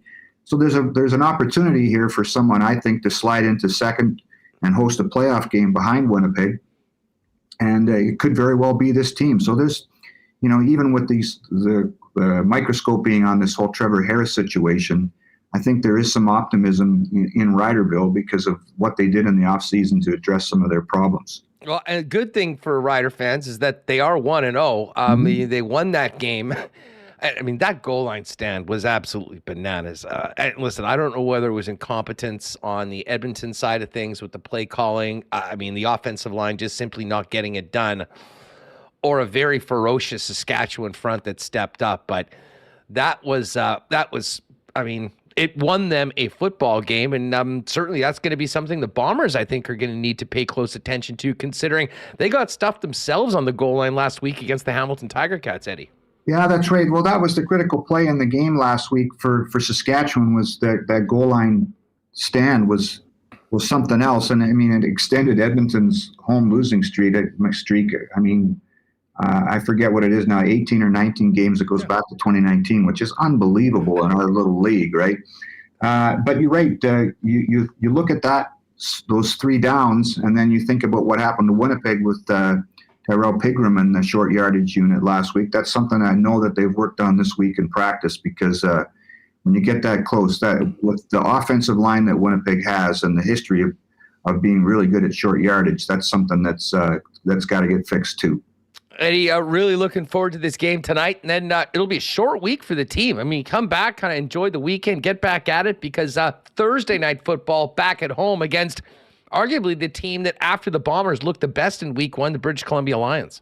Yeah, when Nathan Rourke left for Jacksonville, a lot of people wondered about what BC might do. Vernon Adams had a hell of a good first game, and a lot of people were raving about what he did in the preseason.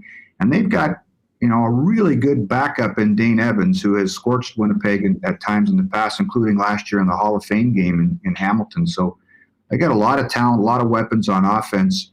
Obviously, the Bomber mantra, they got to get through tonight before to look at that one. But what a great matchup to have at IG Field again for game number 2 at home. Well, can't wait for it tonight, Eddie. Really appreciate you jumping on with us, and look forward to hopefully catching up next week, talking a little more Blue Bomber football, and hopefully be discussing a 2-0 team heading into Thursday night's game against the Lions. Absolutely. Thanks a lot, Huss, for having me on. Appreciate you, man. Oh, the pleasure's all ours. There's Ed Tait. Make sure to read up all about your Bombers at bluebombers.com, as well as tons of post-game content coming from Ed after tonight's game in Regina.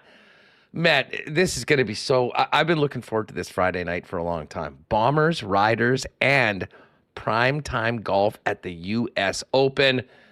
I might have to pop my little brown jug and grab a couple racks of my favorite new beer, Generic Lager, just in time for the weekend. I can tell you that if you're thinking about heading down to Little Brown Jug tomorrow, be a great chance to do it because they just launched their new weekly pop-up series, What's Golden? Little Brown Jug and Shorty's Pizza have teamed up to bring new food and new DJs to the Little Brown Jug patio every Saturday from noon until sunset. From jerk chicken to brisket, we'll be grilling up something new and exciting every week, courtesy of Shorty's Pop-Up Kitchen. Tomorrow's menu, the Cubano Sandwich, vegan picadillo, Cuban corn salad, and more. And DJ Ad Hoc will be the featured DJ tomorrow. Spend your Saturdays in the sun on the Little Brown Jug patio, where you can enjoy all your favorite beers from day to night at our little urban oasis in the heart of the Exchange. Let's get to a quick Breezy Bend golf report for our friends at Breezy Bend. Make sure to check out breezybend.ca or give our pal Corey Johnson a call if you're thinking about getting on the waiting list for next year at Breezy. U.S. Open continues. Some shockingly low scores by the top players yesterday for a U.S. Open. Ricky Fowler and Xander Schauffele yet to tee off this afternoon. They remain in the lead at 8 under par, but Wyndham Clark has joined them. He's playing 17 right now. He's 2 under, so 3 players at 8 under. Harris English has gone 4 under today. He's 1 shot back at 7 under. Former U.S. amateur champion Sam Bennett is 6 under par. And Dustin Johnson, who had that great round yesterday, he dropped a snowman on the second hole, a quad bogey 8. But he's battled back. He's only 1 over for the round. He is at 5 under, tied with Rory McIlroy. And then my guy Tony Finau lurking at -4 right now, playing the 16th hole. And Cam Smith, another live guy, he's at 3 under. Bryson DeChambeau, Scotty Scheffler as well, 3 under. That's going to be going late into the night, so you might want to get out to a spot with 2 TVs, follow the golf, and watch the Bombers hopefully whoop the Riders tonight. All right, let's see. It is 2:45. Remo, do we want to? Okay, I see. Marbles is open right now. If you're just jumping in or you're wondering what the heck's going on in the chat, all you need to do is put in !marbles for our marble race coming up in a few minutes. We will have a Winnipeg Sports Talk hoodie to give away to our winner, courtesy of our friends at Shipham & Associates. Thanks again to Shippy and the gang for helping us out with those. So put in !marbles. And all you need to do is make sure you got to be subscribed to win. So if you haven't already, hit that red subscribe button. And while you're at it, hit the thumbs up. So we'll be doing marbles in just a minute. We'll give you a few minutes to get that in. But right now, while you drop !marbles in the chat, let's take a quick visit to the ballpark and check in with Andrew Collier for the latest on the Winnipeg Goldeyes before we drop marbles on WST. Cash, what's going on? Welcome back to the program. How are you? Hey, I'm good. How are you guys doing? Doing well. Looking forward to the weekend. Looking forward to the team getting home next week. And, man, from the results as of late, I'm sure everyone's looking forward to getting home. A bit of a tough run that sort of started with that powerhouse Kansas City team in Winnipeg last weekend. Yeah, they're very strong. They're going to be a force to be reckoned with. Them and Fargo and Chicago and Milwaukee on the other side. They're real good teams, and we just need to get better. Yeah, it's weird. The team hasn't had a lot of success on the road. They've been very good at home, minus that one trip, minus that one homestand against, a team that you had said on the program this was going to be a real test so far. I imagine there's somewhat growing pains. I mean, some big changes in the offseason, and obviously with a new manager and lots of new players, sometimes, unfortunately, it takes a little longer really to click, and this might be the case. It does. It's taken a bit, but I think you'll see some changes coming up in the next week or so. And it's been tough with two of our starters and a reliever playing for Team Canada in the Pan Am qualifier in Chile, Seabrook, Markland, and Barassa. So it'll be great to get them back. I think by the end of next week, they'll be back. So that'll certainly help. Yeah, I mean, at the same time, it's tough for the team, but a great opportunity for those players to represent Canada. Yeah, it's hard to say no when Team Canada calls and wants you to put that maple leaf on your jersey and go play for your country. We would never say no to something like that.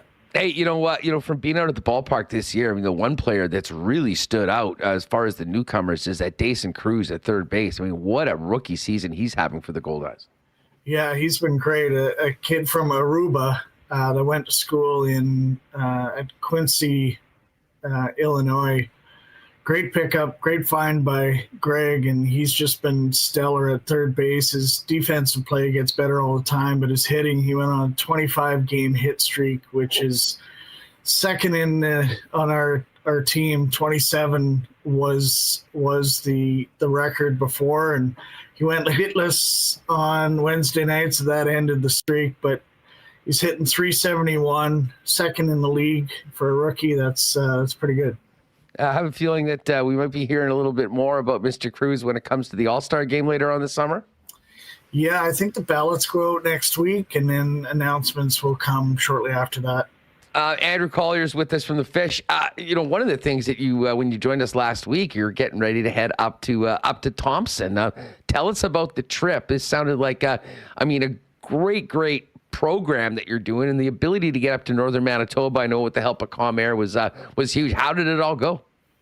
It was great. They were so appreciative of us coming up there and showing them some baseball skills, but even more importantly, just showing them that people in Winnipeg and the Goldeyes care about people in the north, and hope they continue to follow us. But yeah, we had 40 kids from the Boys and Girls Club come out.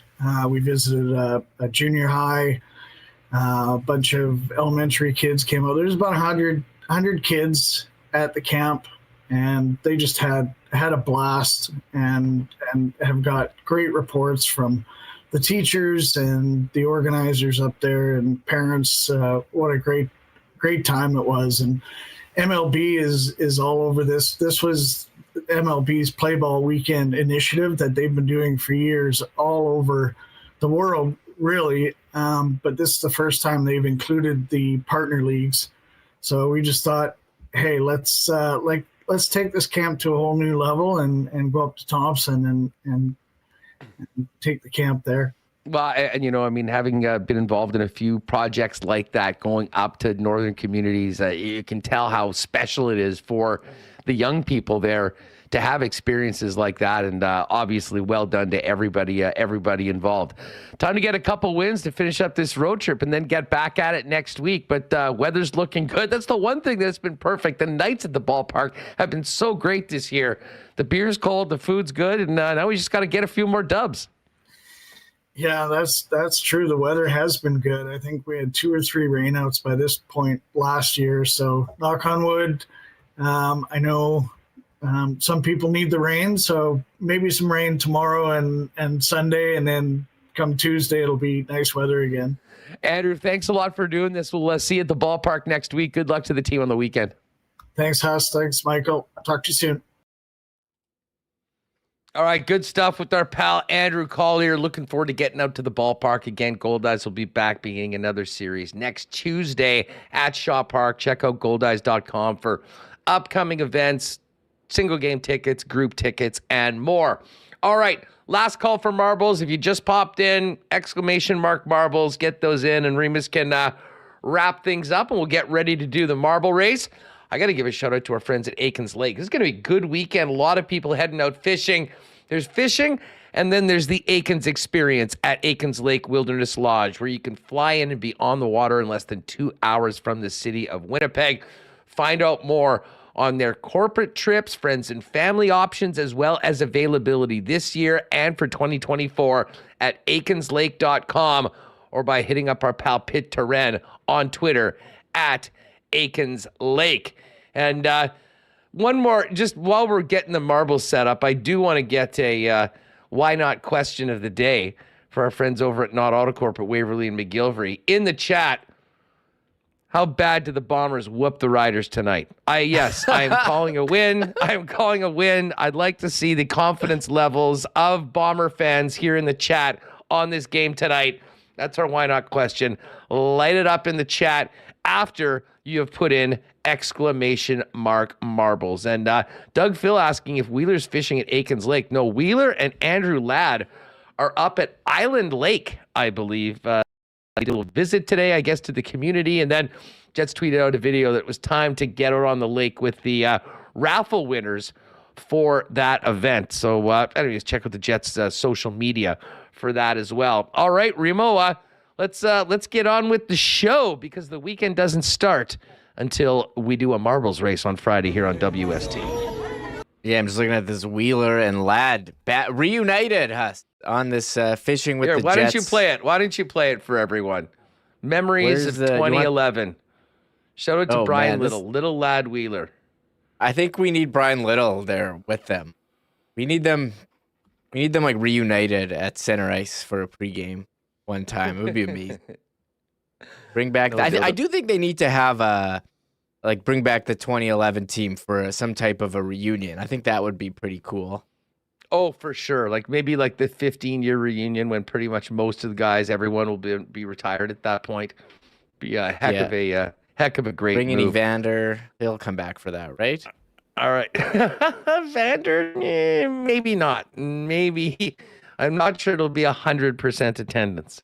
Do you have that thing? Let's just quickly show that clip. Wait, my computer, I opened the app and it's downloading the update for PGA Tour and screwing up my internet.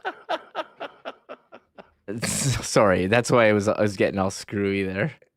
This PGA Tour's got like a huge update. Oh, geez. Well, maybe it's maybe we'll be able to play LACC tonight afterwards. Dave the Fantasy, 66-3 Bombers. Dear Lodge Boy, 48-3 Bombers. Phyllis, a little more reasonable, 42-28. I don't think the Riders are scoring 28 on our defense, that's for sure. Chris Strevler's Fur Coat, 42-21. Winnipeg Walter, 31-11. That sounds pretty good. Rook of the Year, 52-0. I would love a 52-0 because I sat through the 52-0 massacre that went the other way at the Labor Day Classic. What was that? Tim Burke's first game as the Bomber head coach. We sat up in the stands chanting "All we want's a rouge." That was a dark day, but that is such in the past, ancient history right now. 7 straight for the Bombers over the Riders. Let's make it 8 tonight. All right, Remo, what's the situation? Can we do the Wheeler Ladd clip, or are we going right in? This is them doing a nice selfie style message to the people. So here they are reunited. Hey, what's up? Me and Wheels are excited to be up north in Manitoba supporting Project 11. Yeah, we've had a great morning here visiting with the communities up here up north. Now it's about time to get out on the lake and catch some of these monster fish we've been hearing about. So we're excited to get going with the raffle winners. This should be a great day. All right, we'll talk to you guys soon. All right, pretty cool to see the old running mates hanging out again. Andrew Ladd, former Jets captain, and Blake Wheeler out on that raffle trip. All right, Tyson Ducharme, 56 zip. I would love to see that tonight. All right, Reem, we ready for a little Tristan Rivers music, and then we can get into some marbles? Sure. Do you want to do the Coolbet lines first, or you know what? That's a good call because we were just talking about the Bombers. We may as well get to that. We'll get to the Coolbet lines, and don't forget, folks. We got one more week in Winnipeg, and then June 26th, Monday of draft week, we'll be live in Nashville for the entire week through the end of the draft. We'll see whether anything happens next week, whether things happen closer to the draft, but needless to say, this is going to be the place to be. We'll have boots on the ground in Nashville. Tons of content. That's another reason to subscribe to the YouTube channel and turn your notifications on because there very well could be some emergency shows depending on what happens and when it happens. And there will be plenty of additional content. But a huge thanks to Pat and the Coolbet team for making Winnipeg Sports Talk at the NHL Draft presented by Coolbet possible. Cannot wait for that. All right, Coolbet lines for tonight. Bombers Riders. This number has gone up to 6.5, and now it's at minus 127 for the Winnipeg Blue Bombers. You'd have to think that that gets to 7 by game time. A little bit of a big number at minus 127 to lay on the 6.5, but certainly with the questions at quarterback and just the fact that the Bombers are who they are and the Riders are who they are, I'm taking the Bombers at whatever number they're dropping. If you do like the Riders, though, tonight, you can get plus 6.5 at plus money at plus 105. Bombers minus 278 on the money line. Tomorrow's game, BC and the Edmonton Elks. BC's 7-point favorites against Edmonton. That game out in Vancouver.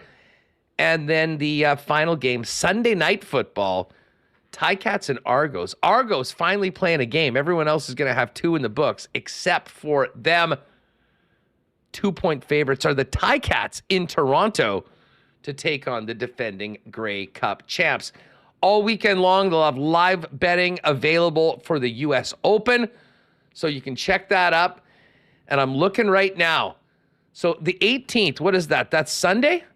7:30 Sunday night. Canada versus the USA in the Nations Cup final. Canada plus 250 to win. A draw plus 235. And USA plus 115. Fellas looked good yesterday. Great goals by Jonathan David and Alphonso Davies. I believe this is the first final for Canada in 23 years. I guess this goes all the way back to the 2000 Gold Cup. Another big, big win and moment for our Canadian men's national team. You can bet on that over at Coolbet as well. Big thanks to Coolbet for their support of Winnipeg Sports Talk, and can't wait to get things going in Nashville with those special shows presented by Coolbet coming up a week from Monday. Use the promo code WST, by the way, if you're playing at Coolbet for a 100% bonus on your first deposit up to $200. All right, Remo, I think it's marbles time. It is. I'm trying to get it going. So hold on. I was having a trouble with that program. It's doing an update. You heard that beeping. It's my computer. Let me give this thing a shot again. Beautiful. What about a little Tristan Rivers music to get the I do need to get that going too. We has 206 entries. Nice. Into the marble race today. It's exciting. Do you want to add the new ones now? Yeah, we may as well if you need a second to get things done. All right, we are going to give Teddy Buckets a marble. CEBL record, I think 9 3-pointers last night. Mm-hmm. Big bounce back win for the Sea Bears after their first loss at home on Monday night.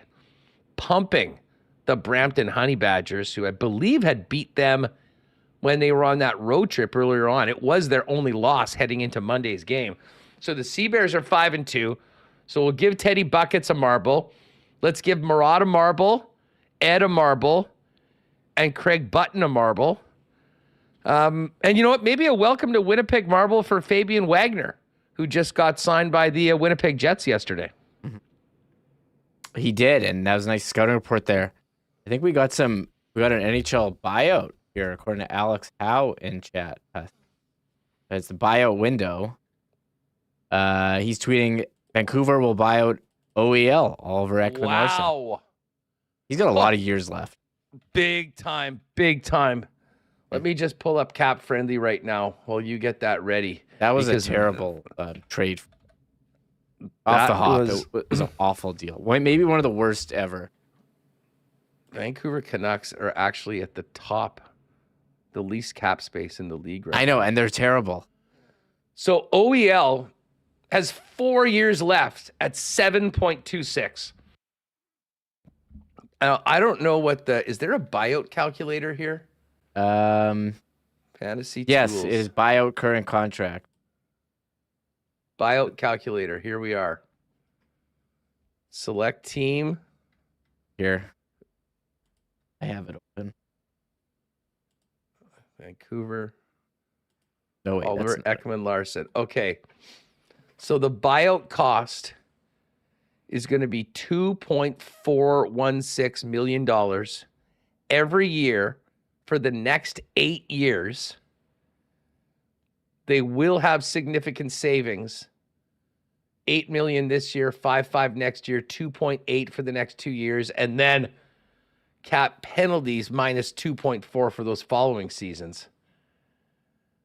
Oh, what a disaster of a contract. It'll be interesting to see what happens to him after this, but he obviously got paid. He got his big money. He was part of that trade. Phoenix wanted to get him off the books. Vancouver took him. Can't say that I'm surprised it eventually ended in a buyout. I am a little surprised it only took a couple years for it to happen. He wasn't playing this year. He was healthy scratched at times, so I wonder if he does catch on, but he couldn't. If you can't crack Vancouver, who was out of the playoffs and not good, I mean, what team can you crack? You gonna go back to the Coyotes? That was a good point. All right, are we ready to do this or what? Yeah, we've killed enough time. People are asking for a rant for me, and I do have one ready to go, but we can get to the marble. I gotta pick the song. I haven't done this one for a while here. Give us a good one. Tristan Rivers, his second hit single today after the Dubois drama theme intro earlier in the program. Check it out if you missed it. All right, let's go. It's Friday, another week of work's gone by.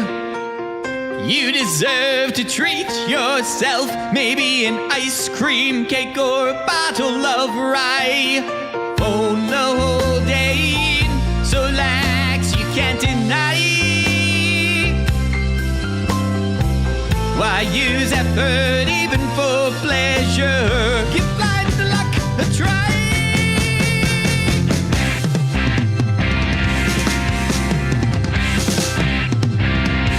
It's time to do a marble race. Knows you're separating best to worst. Marble race. Just like marbles with the punctuation first. Marble race. Don't spare or you will suffer all next pay. Get to your mark before it's too late. Set go.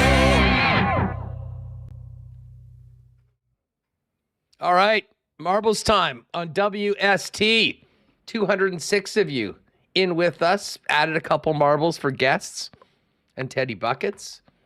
And now we got to decide where we're going today. Where are you taking us for today's marble race, Remis? Where's Stormy? He's the one who keeps track of. We got 212 marbles in there with the bonus marbles. He keeps track of where you want to go.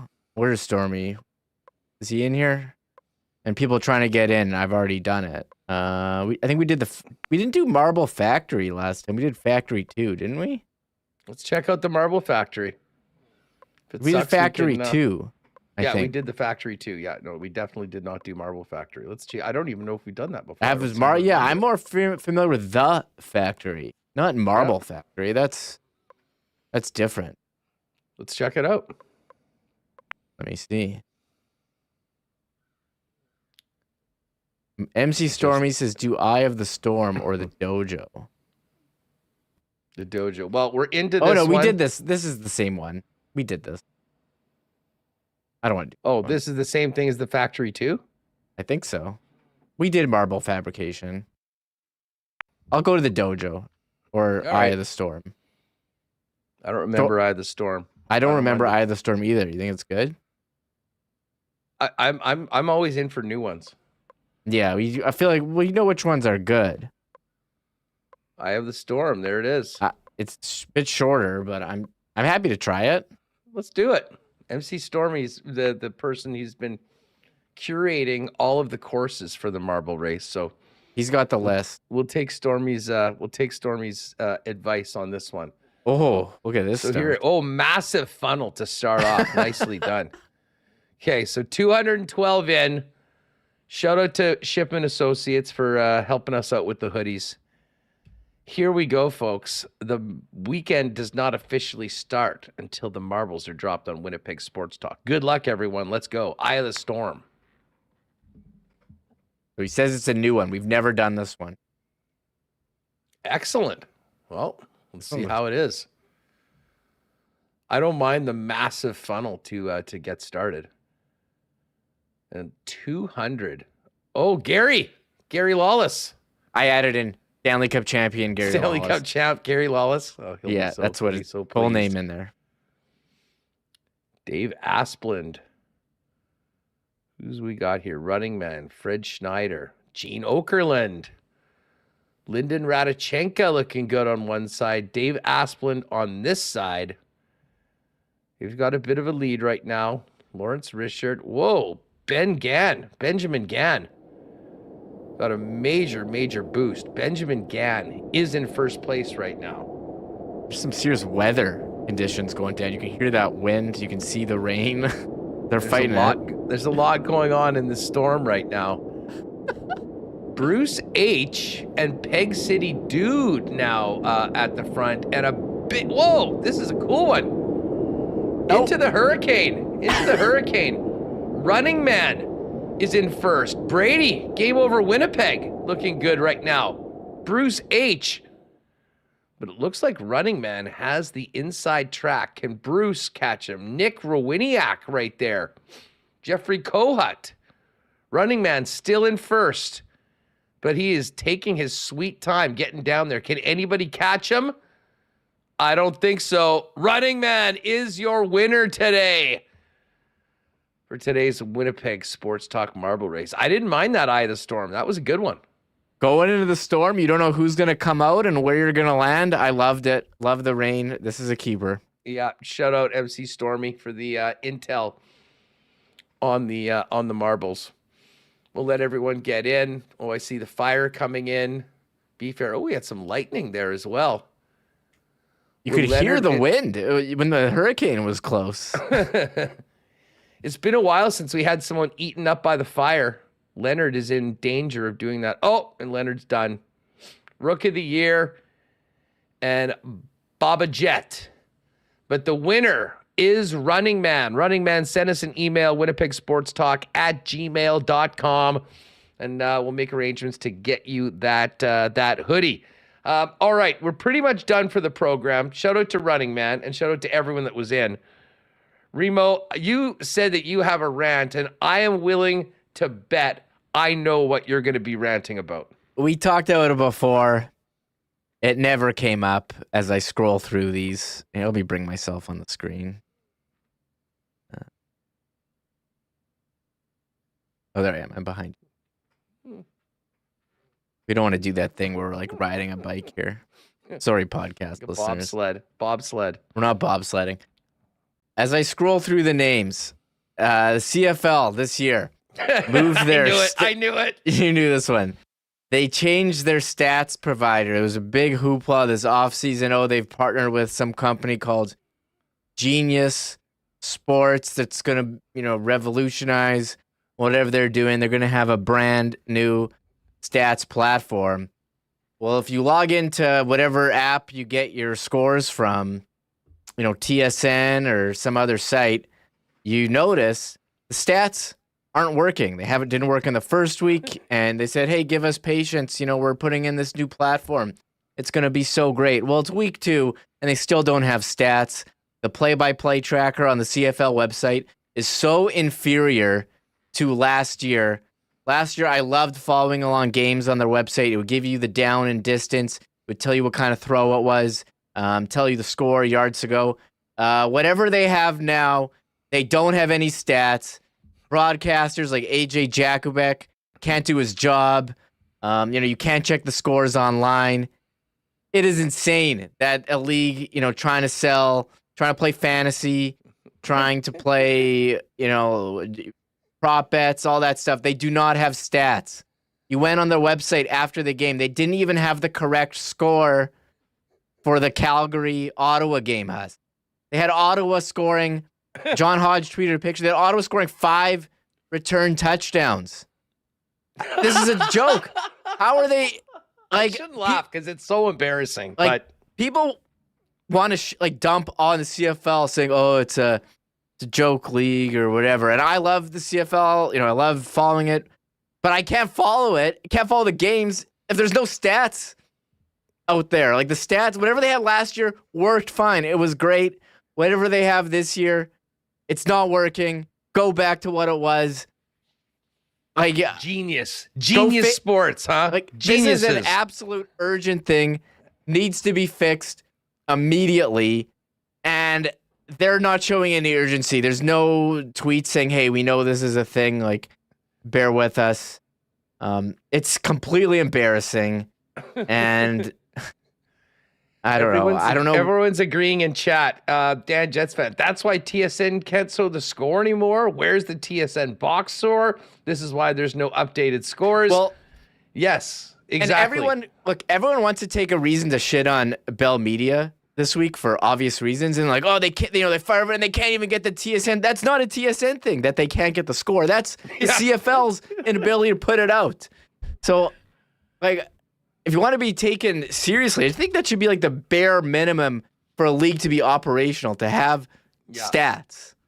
So I don't put out, like, let us know, like, be transparent, let us know what's going on. I mean, I tweeted at them and tagged them like, hey, come on, guys, like, I'm trying to follow your league here. And I don't know, people are, I never used the CFL app. Apparently they had an app, which I didn't know about. But it doesn't have the stats on there. Like, why? What? Does it have the scores? What's going on? We'll be on top of this. We will get to the bottom of it. And Julian says it's a new company that everyone's supposed to get the stats from. Then the company better be in hot water. Running man, fire us an email anytime, and we'll get at you next week, and we'll make that happen. Stats or no stats. Let's see the Bombers put one on the Riders tonight on the scoreboard where it matters the most. Game tonight, golf tonight, great golf on the weekend. And it's been a great week. We're going to have one more week in Winnipeg, and then it is off to Nashville. And I imagine the shows next week will be just as interesting as the big turnouts we've had this week, with more Dubois drama, Scheifele, Helly, Wheeler, and as we said with Murat, don't forget about the blue line, because there's probably some tweaks to that unit that need to happen as well. Yeah, thanks everyone for giving me making me feel good about that rant. I appreciate 50 that. burger or bust. I like it, Doug. I'm looking forward to the weekend, the Bomber game tonight, but also next week and the week after, because a lot of juicy rumors from the insiders today about Hellbuck, Scheifele, Dubois, always. So this was a fun one. Thanks everyone for coming in and hanging out. And great to have Murat on the show, Craig Button as well, Ed, Andrew Collier is great. So a lot of fun. Thanks doing such a great job, Hustler. Shout out to the guys. The MTM's in first right now in our U.S. Open contest. Evan MC2, Sheep Saddle, Easy E, and Delta Blues. Those are your top 5 right now in the money. Top team is, who does he have? Does he have Wyndham Clark? Yes, he does. Wyndham Clark, number 1, -9 right now. Oh, and he has Ricky Fowler. Hell of a team. We'll see what the cut line is right now. It looks like it's probably going to be like +2. But anyways, lots of golf left to be played. Fowler and Schauffele just getting out on the course in the next sort of half hour or so. All right, that's going to do it for us, everyone. Thanks again to the sponsors that make this show happen. Thanks to all of you. Tell a friend about WST, where you can find us, and subscribe to the YouTube channel, and make sure you're getting the audio feed wherever you get your favorite podcast. Just throw in Winnipeg Sports Talk. Have a great weekend. We'll see you Monday right here, 1 p.m. on WST. Oh, my God.